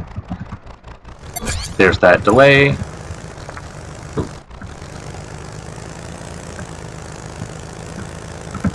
And there we go. Fell. It also will try and always find its upright. Let's see if I can illustrate that. So I have it now to where it's kind of hard to do this sometimes. So if I can get it tilted, it'll try and it'll always go back to that. And generally, it will actually even flip itself over like that. So it will always kind of try and get back to where it wants to be. And I should be able to get back in. And other than needing to set it to where it'll always move forward, you have a functional airboat now. Let's go back over here for the last little bit.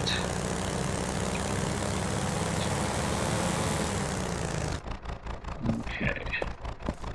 So, okay, so I had it to, so matter the angle orientation, no odd tilting, unintended effects, and clouding with parts of the environment does not cause the camera to break or cause it to flip and fly off strangely. For the most part, those basically have been addressed. So that is the airboat. Okay, so got the camera for the boat. Got the destructible objects, got the gravity gun object manipulation, and the wall run panel. You can transition into that. So those are all the completed ones I did. This one here is in progress. This one was a little vague, which I got feedback that I appreciated because it was. It also, I just want to mention it, guys, I didn't log any work into this, but also it is related to the other one that I did. So I won't, basically the user story, as a player I want a larger variety of destructible objects in the different levels of environments so that my interactions with those objects are more interesting, immersive, and believable, and so I have more gameplay possibilities when I'm using them. So what I intended was increase the types of objects with destructible meshes, but a lot of that was kind of addressed like with how I improved the destructible mesh to a degree. So destructible objects, both environmental and physics/observable, behave and break apart realistically and appropriately according to their mass, size, and material. I did change the mass on those different things as well, and their physical materials. However, this one, there are more types and varieties of destructible objects, that are available to interact and destroy than just standard glass when supplied. That is something I didn't really get around too much. I mean, I have added in the past destructible meshes on the enemies, but that is something that has not. So I didn't mark that down or anything. It's just I wanted to bring it up because it does relate to that. Now, the big one. This is my level. Then that last one, the one I didn't finish, was BGXD279. This one, as a player, this is a long one. I need to condense this. As the player, I want to have a level in this project that introduces and demonstrates new features, such as the gravity gun stasis and object rotation. I meant to put object manipulation there. Abilities. As well as new equipment like the grappling hook and hook shot cable swing. In conjunction with many of the previous introduced game features and mechanics, grant me a sense of power and allow me to have more control over manipulating objects and navigating my way through the environment, escape overwhelming combat situations, and, this part you'll get to see while I load the level. Make my way from the city outskirts, through the downtown area of the map, and into the more glamorous, neon-lit, high-rise part of the city, so that I may continue on to the final climactic confrontation, and continue my path towards discovering any of the sorts of military regimes, attacks, and zombie invasion, finally putting them to an end. So, long-winded, long story short, I want to be able to freeze objects with the stasis in the midair, which I showed off earlier, manipulate them, including rotation, and introduce the grappling hook and hook shot cable swing. With the cable swing and hook shot I was kind of showing off earlier. The grappling hook. And so I have basically a sense of power, control, and manipulating objects. Give me different ways to approach combat and navigating the environment. And starting from the city outskirts, going to the downtown and into the high-rise part. City outskirts actually is Brendan's level. Downtown is mine, and the high-rise neon is Noah's. So this is a very long description, kind of part of my planning. So I basically will just say my order of introduction of stuff. Let's see, this is story related. It's a conflict between rebels and the military regime. Okay. The city's under control. They're fighting. Players will use these new abilities to rotate and orient objects with the gravity gun, freeze them in place in the environment with the stasis, allowing them to create custom platforms, bridges, and attachment points for tools such as the grappling hook and hook shot, which will allow players to fire a cable at these attachment points and pull themselves toward them or swing from them. You get a degree of, this is kind of repeating the same thing. You can outflank enemies for better firing positions, use the abilities both current and past and with each other to solve puzzles, defeat enemies, and reach the win condition of my level. I'll come back to this part in a second. General flow, introduce, practice, master, and here are the orders of my mechanics that I'll load into that map and show you in a second here. First mechanic is the stasis. Shows off that the new ability to pull any object to you while it's being held allows you to freeze the object in place in the environment, which I showed off has a timer, as well as being able to manually be taken out of stasis, and then it will fall. It's going to be used a number of different ways to create floating platforms, creating platforms that can be used as hook shot attachments to solve puzzles, and many others depending on the situation and the player's creativity. I think because I worded this so long, I know I'm supposed to technically read all of this first and then show off the mechanic. This is kind of my completion criteria, and it's actually, I will go into the level and show the same thing, but it's just kind of easier to show that it does work in this environment that's bright and lit and there's not too many enemies. So I'll do this real quick, and then I'll hop over there and show you the level just so don't take up too much time. So some of the stuff I wanted to do was create bridges, ramps. Oops, wait, no, that's not that part. Well, this is kind of related, so let's see here. Let's do create floating platforms, hookshot attachment points, and solve puzzles. So,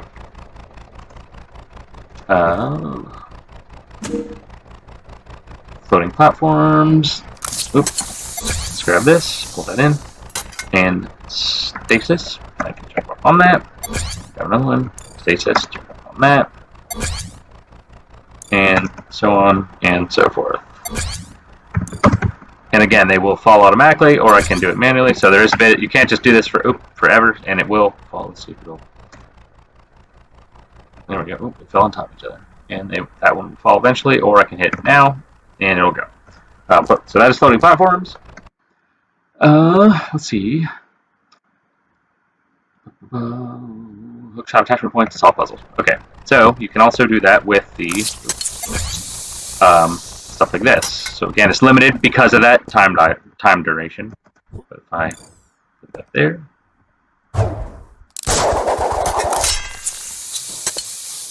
so I can grappling hook to it. I can also do this.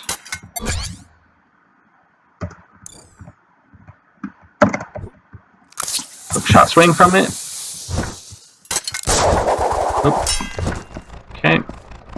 And solve puzzle. So this is one of my puzzles that I meant to include in the final level, which I kind of did, which I'll still show. But this is an example of things that you can now do that you couldn't do before, which we'll get into. Actually, this is kind of this object rotation again / manipulation.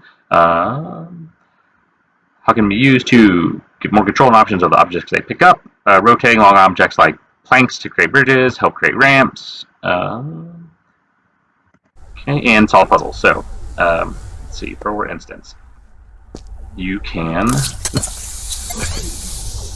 So, again, longer objects like this, it helps to zoom them out. You can rotate them in certain ways, depending on, if you wanted like a ramp, you can make a ramp, then you could freeze it. If you wanted to, like, say, block a doorway for some reason, put that there, and you can freeze there. Say to like block up, prevent zombies. Don't have that in there yet. That is one thing I was going to plan. Hit R to release it, and there's a whole bunch of different possibilities you could do. And again, you can make a bridge if there was a gap here. I could do that. Go across. Let's just say this was another one. Well, that's a destructible object. Actually, you cannot jump on those.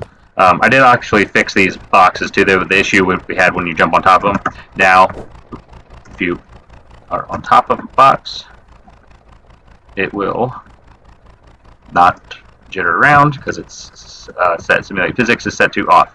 Also, cannot grab it with a gravity gun, even if I jump and aim down. It's just trying to detect the player if it's under him. Now, once I land.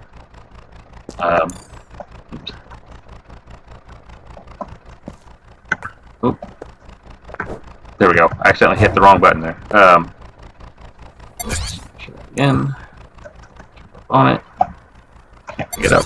Oop, what was I? Now I think I broke it. Well, that's not supposed to do that, but at least it falls. Okay.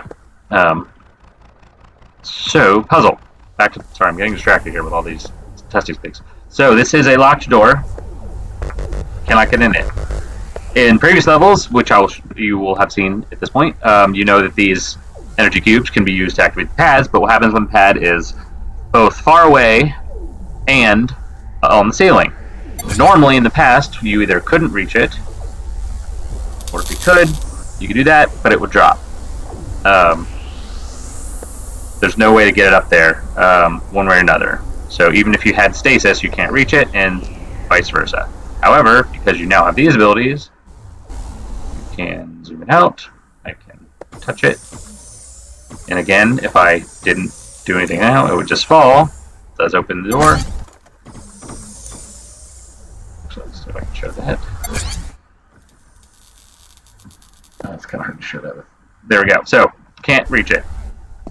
But if I use stasis and this ability to do that, it will stay there, and the door is now open. This also serves as a like a valve, because once that timer goes off, it shuts. So I can do that. Go through it, and it will shut off. Lastly, this is a little wonky, but you can even do stuff that's a little bit dynamic, but not really intended to, it's not fully functional, but like, oh, well, he detected me. I was going to show that you actually can do things like, you know what? Well, I guess I'll make a shield then in the meantime. And as you can see, I'm not taking damage from that fire. hold that in place.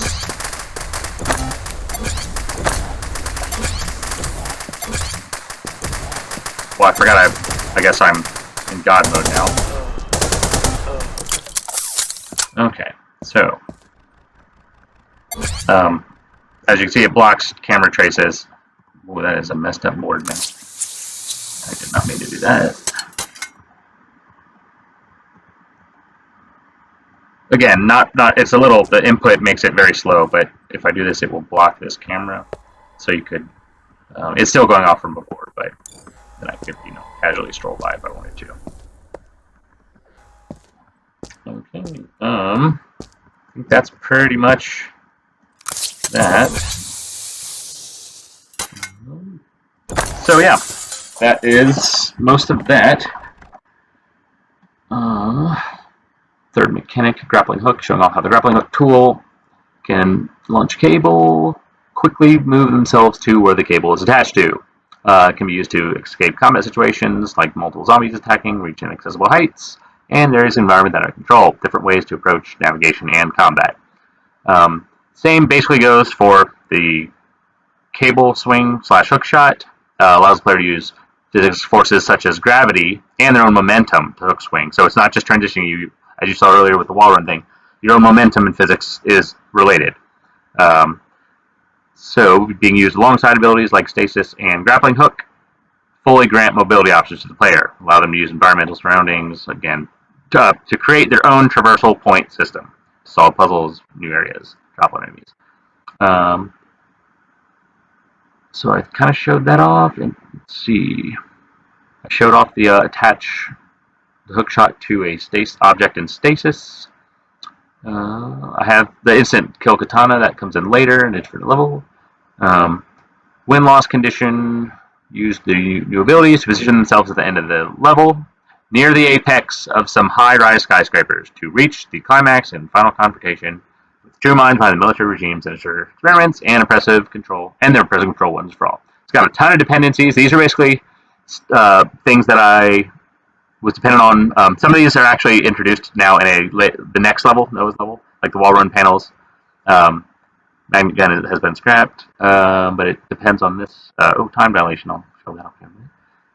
Intro mechanic 1 was stasis, 2 is object rotation, manipulation, grappling hook, cable swing. Practice, again, I'll show up, my level wasn't completely finished, which is why I couldn't mark it as done. It does demonstrate the win-loss condition, the playtime, and the introduction mechanics. It's just the actual layout. So some of these puzzles I showed in this level, this testing level, that is why, because I basically was trying to move some of those over, some that I did, which I'll show. And again, got the introduced mechanics, the stasis, object manipulation, grappling hook, and shot cable swing. Some of the things you can do, too, I think, I know I already showed this off, but there's also time dilation that was added before, so it's not part of this issue. It's just it comes in really handy when, for instance, getting this sense of power for the player, being able to maneuver around combat and the environment. You really can basically just totally Spider-Man it out. There is a risk of fall damage, so you're not, godlike. Like I said, you can dash, so I literally dashed around that like a pendulum and hookshot it onto it. And you basically can use the swing in a different manner than the grappling hook. Grappling hook will kind of build up your momentum, and again, then you can dash to kind of go around the objects. The grappling hook will detach automatically no matter, once you have reached the point. Let's see if I can show that off here.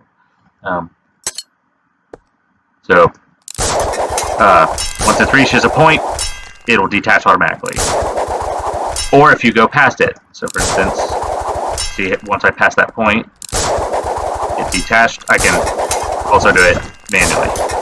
I can also do this manually. It has different cursors for each one, different sound effects. However, with the cable swing, it stays attached no matter what. So I mean, you can literally even just hold there until you lose it. Now, lastly, part of that, the time dilation comes in handy because if you miss a shot and hold the shift key, you have just a brief moment to slow down time. Which I'll show. If you need to make a saving throw or something like that, saving aim. Really wanted to. There's a little pause. Gives you a little bit of extra. There. So. That is everything that I can demonstrate in here. You saw me blow up the Hunter Chopper earlier. That is a mechanic that I'll introduce. So that is it. I've shown the basic progression. Now I will just jump over real quick and get through the level again kind of quickly because I've already demonstrated a lot of the stuff and some of the puzzles are not. Okay, so here's my level. Very intense. Go ahead and superhero landing here. It's pad. You would come through this. There's a bridge here from a door to Brendan's level. Leads right over here. So, there we go. Alrighty. So my level, because I have just transitioned directly here without getting these abilities, you would have them at this point. So I'm going to go ahead and use our. So this is locked right now. Use our debug menu. The only things you would not have in here, you would have crowbar, pistol, gravity gun, SMG. You would not have the pulse rifle yet. Shotgun, revolver, sniper rifle. You do not have the katana and the RPG. So katana, pulse rifle, I do not have access to, so I'll pretend that I don't. But I do have shotgun. And let's go ahead and do the SMG. So here we go. Start on bridge. Got some environmental gun sounds. This is the double jump and dash ability that you would have already acquired, so have that now. So, lots going down, some fires, like I said, some ominous music playing. Oh, someone just exploded for some reason. So we got the music, I hear it. And if it gets too loud, I'll turn it down. So, kind of observe, there's something going on in the city, and you can tell stuff's not right. So, the only way we can go is to make our way up here.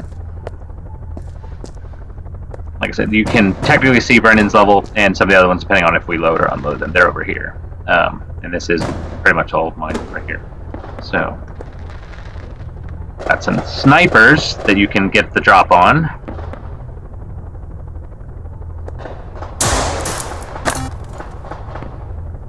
Oh, I'm a bad shot. Let's go ahead and use this time dilation with the shotgun, see what it does. Oops.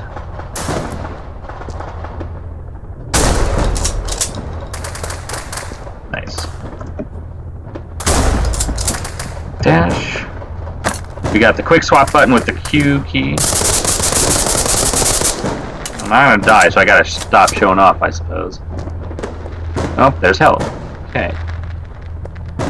When in doubt, can also.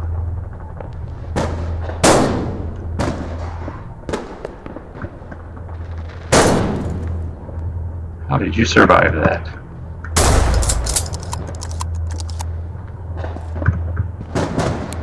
So I got some barricades that they're taking cover behind. Oh, that is not explosive, so. Right, threat eliminated. So yeah, up here, basically, what the hell? Actually show this too real quick. If you kind of go over here to this vantage point, the player can start to see something is going on. There are what appear to be either weird green-colored green men group dancing, or there's like a riot going on and barricades. Citizens are basically revolting. Okay, so just thought I'd show off some of the setup. I don't know what this floating thing is. Fix that. And you can kind of see quite a ways. I made this level way too big, not realizing how gigantic it is. So you kind of got a little bit of an idea, hopefully, with the lighting of this light pole and stuff, where you're kind of supposed to go in this gigantic city. Almost just above the ledge there. Okay. And that ability that I just grabbed actually was a placeholder. So that is the mobility gear I showed earlier. I actually have that introduced later. So technically I accidentally grabbed it now, so I have access to it. So we can't really see way to get down. You can kind of see some ledges, hopefully with some sparks, but since we don't really know where we're supposed to go, let's go down here. Got some light to help in the area. Okay, that seems okay. Let's see, what about over here? Can I go down? Yes. Now, I can see that I could go through here. That's all fine, but didn't really lead me anywhere. So, these cranes are actually holding these. Unfortunately, the level load trigger volume is right here, and it's really distracting and makes it harder to kind of notice some of this stuff. Probably should brighten it up a little bit, give some more indicators of what you're supposed to do. But this is a jumping puzzle. The first part of this level is basically kind of just to reorientate, give a little bit of a break from the big fight at the end of Brendan's level, but still kind of challenge you. It's a little bit more mastery going on here before you get the mobility gear. So, jump or double jump. Oh, I don't think I made that, and I died. Wonderful. My own puzzle. Couldn't even make it. So, got a respawn, luckily, checkpoint. It does spawn with this weird weapon glitch now, but I believe if I switch weapons to that and then back, it goes away. Okay, and I do still have that. That's good. You know what I might do, just to show off, one, how this works. That red ball there, that trace is going to be there. Let's see if I can... Okay, so, it's kind of cheating a way to get back to where I was. Jumping puzzle.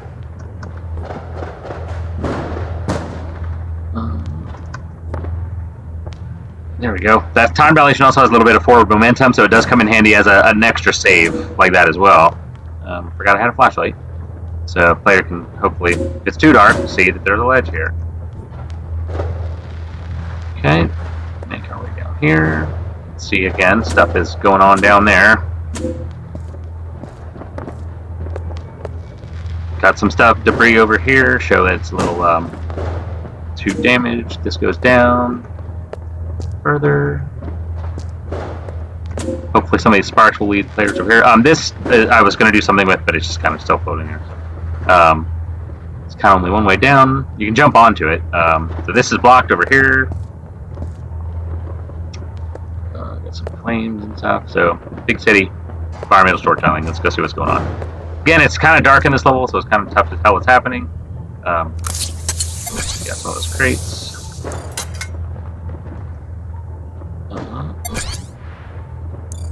I changed the meshes on some of these. Again, it's tough because it's dark.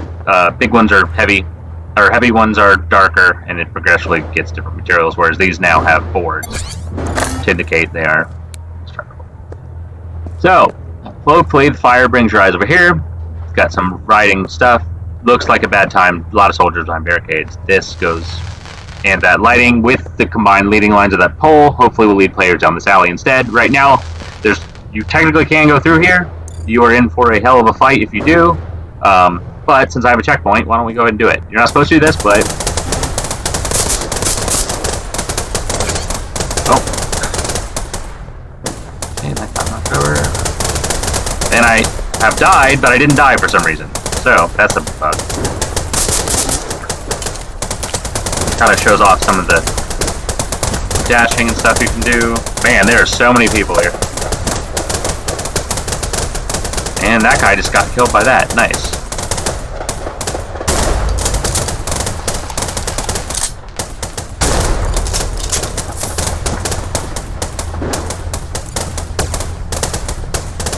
See one of my favorite tricks here.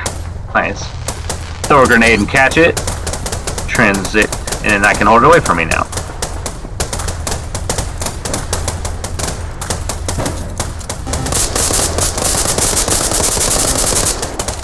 Oh, I just realized what's happening.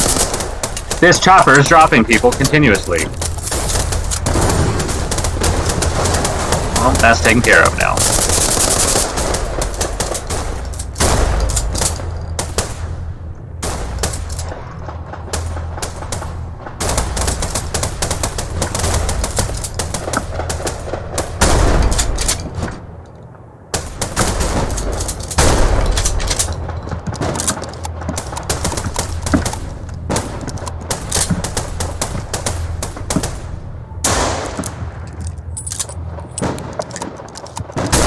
Okay, so that is what happens if the player does that. Without some kind of God mode bug, probably wouldn't end well. I don't know what that is.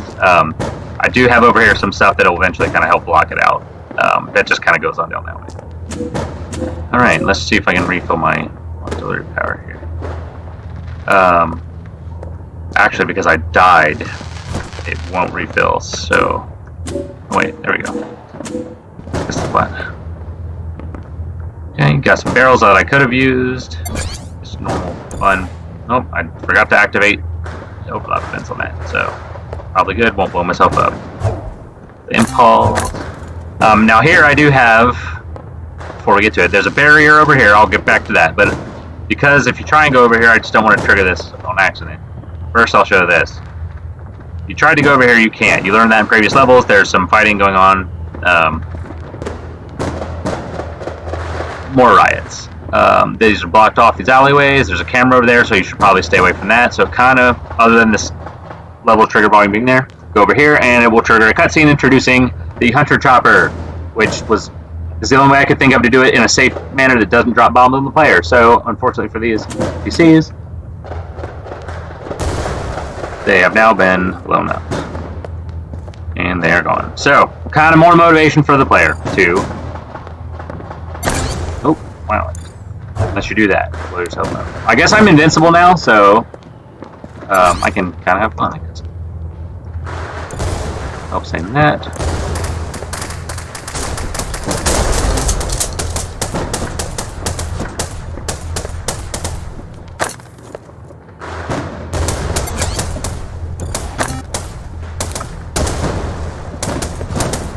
Again, it's kind of hard to tell what's going on because it's all dark and the lighting needs fixed.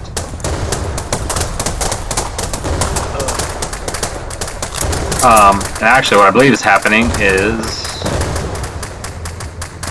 that APC is dropping off soldiers. I can orientate myself here. Well, yeah, I said my completion criteria to escape in combat situations that are intense. You know what? We can go over here. This door's locked. I wonder what that is up there. So, you know what? Let's just do this. And I have escaped. They'll still try and hit me, but at least I'm safe.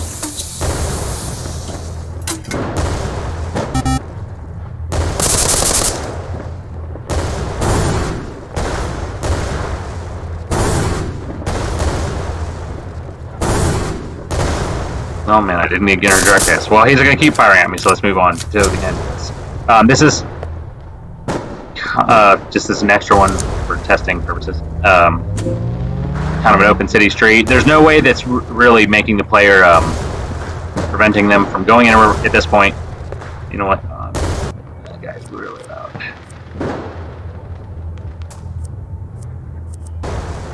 Hopefully that'll work.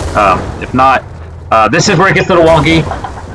The glass, like I said, showed off, does shatter, hopefully, realistically. However, when I put this many cubes instead of a giant window, this is going to destroy the entire level for a minute. You can dash through this. Go ahead and do that. However, get ready for the part of my level that will just explode the wall. You can even tell by me doing this.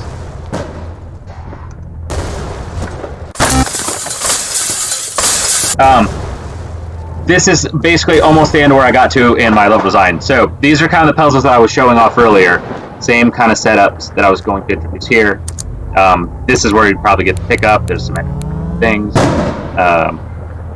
Again, just kind of the same setups that I was showing before. How you can wanted to like make a ramp here. Oops. I can do that. Freeze that there. So on and so forth. It's kind of, like I said, same kind of setups. I mean, you can still do all the same stuff that you could do in the testing level.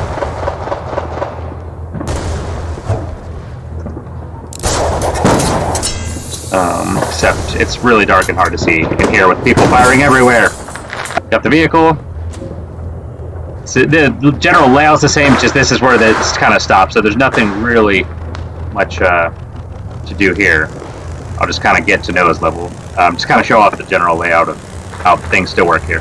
So you would have some, little driving segment to introduce safe driving with no hunter choppers attacking you. Now you got the gun. I'll try and get through this quick then. This is the same setup I was showing off earlier, just to show that all these mechanics still work here. Yeah, apologies, I was not able to finish this because it becomes a little bare, and with the lighting too, it's just kind of a headache over there and stuff. So, made the level way too big. That'll be something I'll have to address.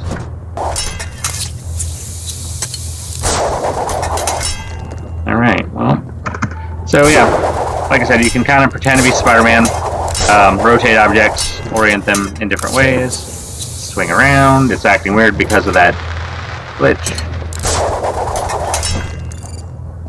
But I'm also invincible now, so there's fall damage. You gotta kind of be skilled. It definitely needs to work if I do this.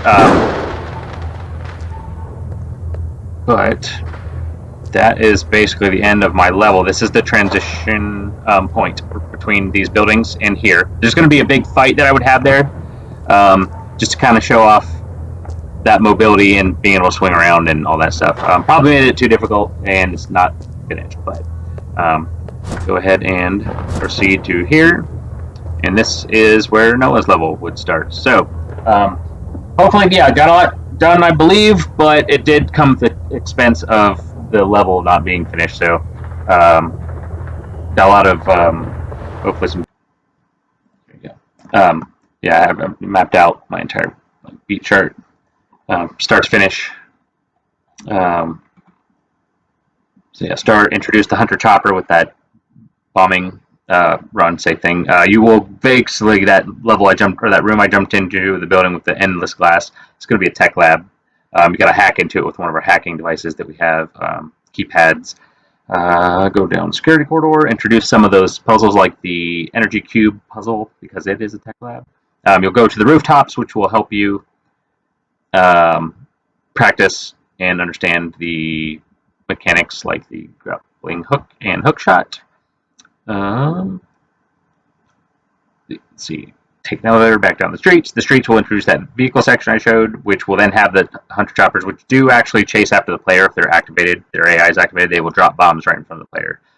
Then you'll get the grab. Then you'll drive through and get the gun, blow up those choppers. So you have to avoid them first. Then you'll be able to take it to them. And in that courtyard, spelled that wrong. And that is where the executive elevator will take you into Noah's portion. Didn't have this. Don't believe fully mapped out. I won't go too much longer, but kind of just use this as a reference now, the layout. Again, you can see that whole area we were in was just here and here. So that is it. So I don't know. The rest, these are walls here. They're walled off. This is extra. This is Noah's. But I made this way too big, so it kind of made it tough. I'm trying to plan for that vehicle. But anyways, I think this has gone on long enough. Apologies for the length. Believe that. Let's see. Yep, I think that pretty much shows off that all I have there. So hopefully that was a good beginning. I have a lot of work to do on that level, so that's why I have time logged on it a lot, but it is not complete. I need to get the rest of these done. So thank you very much. I'm going to go ahead and pass it off to Noah. I guess one thing I can do real quick is because I believe when I was doing the video this was not included in there. I'll show if I can get there sooner than later. It's kind of an overview of the whole layout. So yeah, that whole section was just over here. But over here, where Brendan's level is, this is where you would load into mine. I can kind of show you a base example because I don't believe any of the other videos touch on this.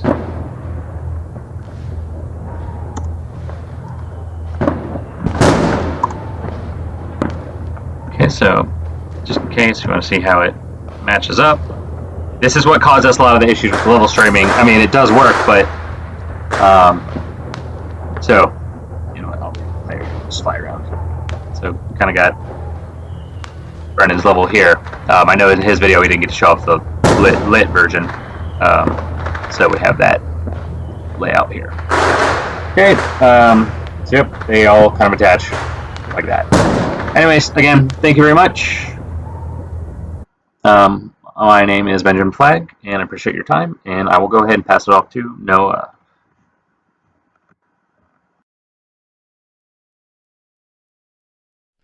Hello, my name is Jonathan Span, and this is my sprint review for Milestone 1 for game balancing.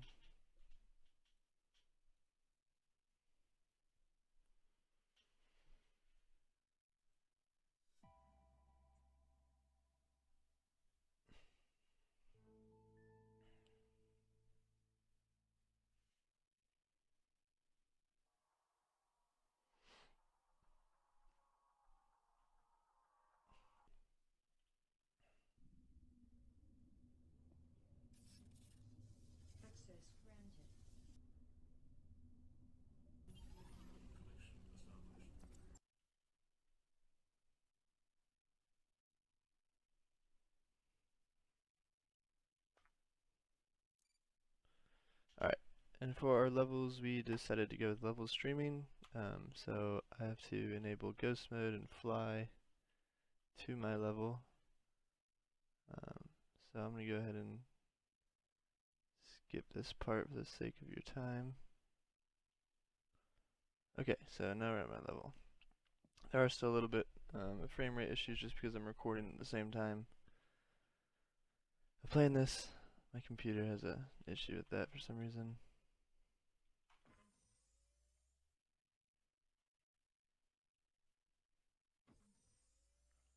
But right here I have the player unlocking the plasma rifle. Oh, let me get my tickets.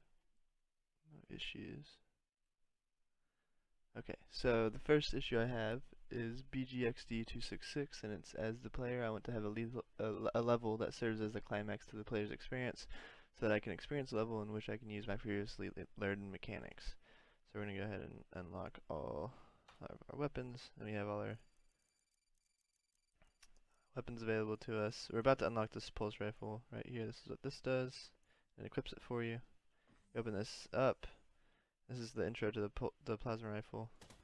You have shotgun enemies, so you can shoot them from distance. Relatively safe place for the player to get used to that gun. And then we have an elevator right here. Let's see, it goes up. Look at the completion criteria as well for this ticket.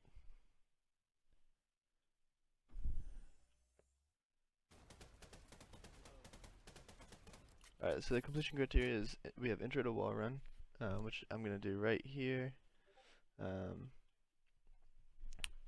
And at the same time, I'm going to complete my bug ticket, which is BGXD 2060, and that's wall run doesn't end unless you jump or run out of momentum.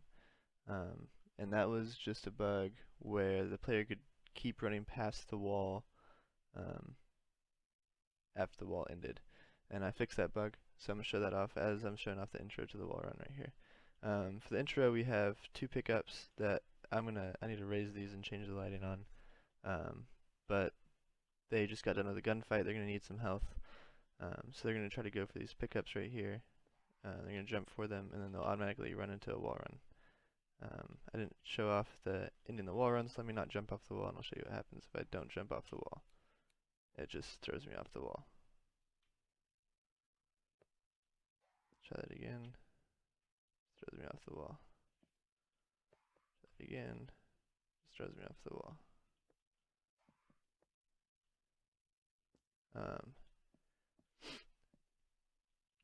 And then we get downstairs.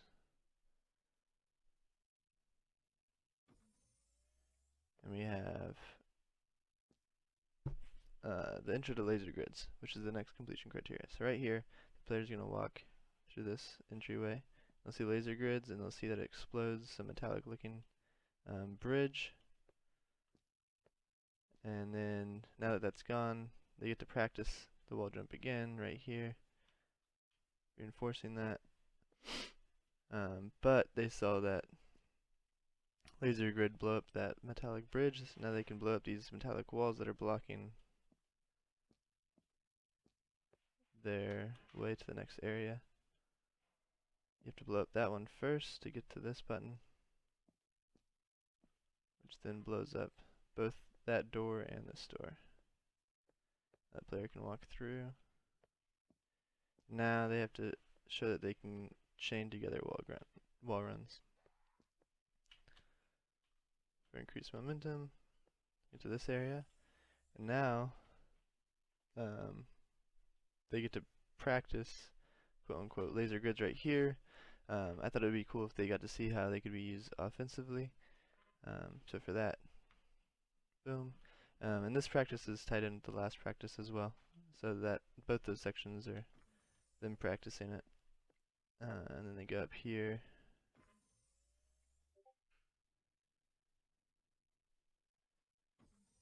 And they have, in this corner, they have a little puzzle that they're going to need to solve. It's not too hard, not too complicated. I might increase the difficulty on the next sprint. And maybe add some enemies. But this is kind of my mastery of the laser grids. Blow that one up, but you still can't get through. So of course you're going to come over to this one. Blow that one up. And then they come through here. And they see this katana. That's going to lead me to my next ticket, which is going to be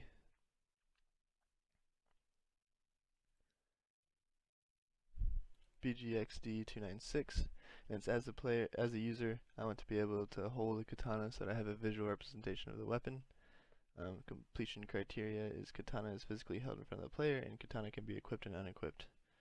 So if we grab it, it's physically held, and we can unequip it, and we can re-equip it, and we can use the weapon wheel as well to equip it and unequip it. And then this is the last door. Alright, and then take the elevator up.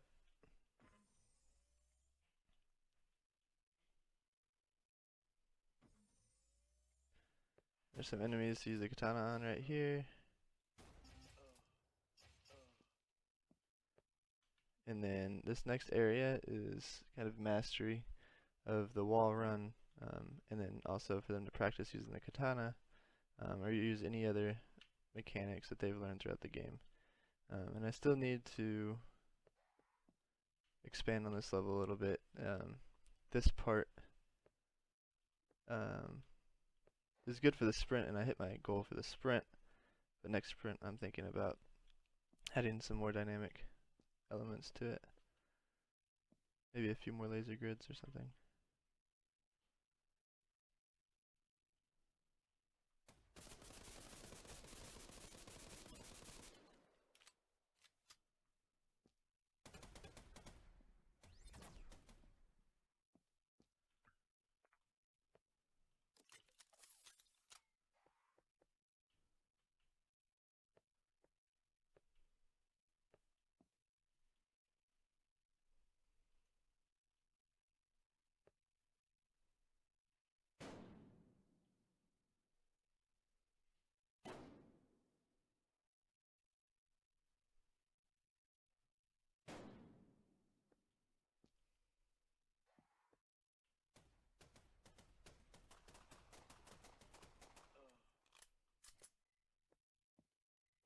Also need to increase the lighting on this.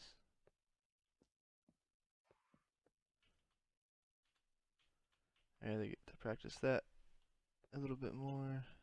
And then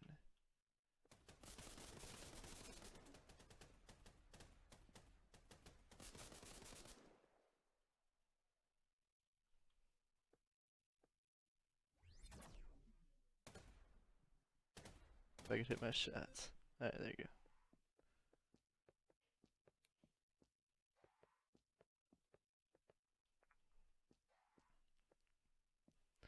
Alright, and then they go up here, and I put these here for my level, or like this playthrough, purpose of this playthrough.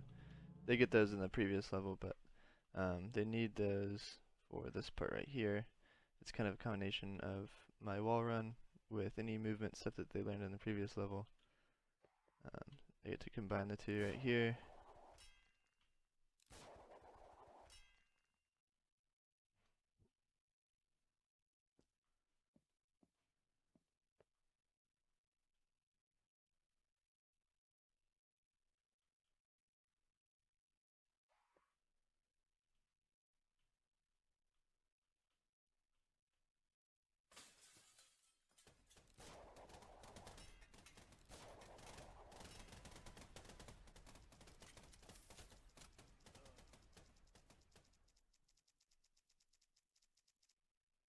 Alright, and it looks like something happened with the... Okay, now we're okay. Yeah, something happened with the respawn, the checkpoint system. I'm not sure what happened with that, but I'll just fly us back over there. That way, you don't have to go through, you don't have to watch all this again.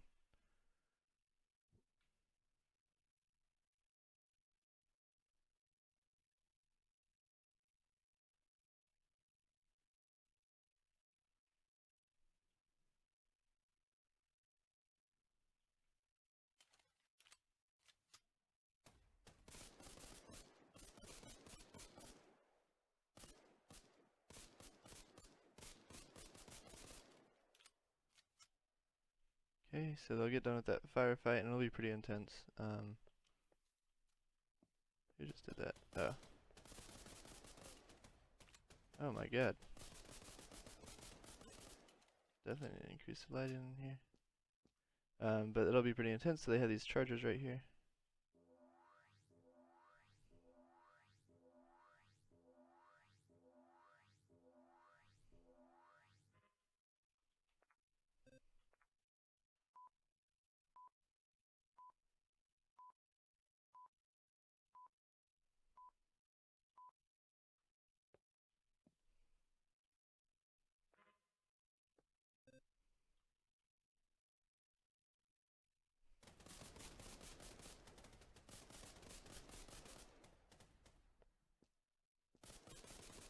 And then after they clear out this rooftop, they can get to the helicopter, and they win.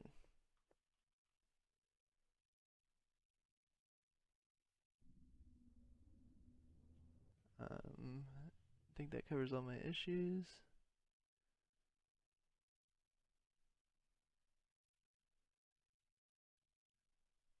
Yep.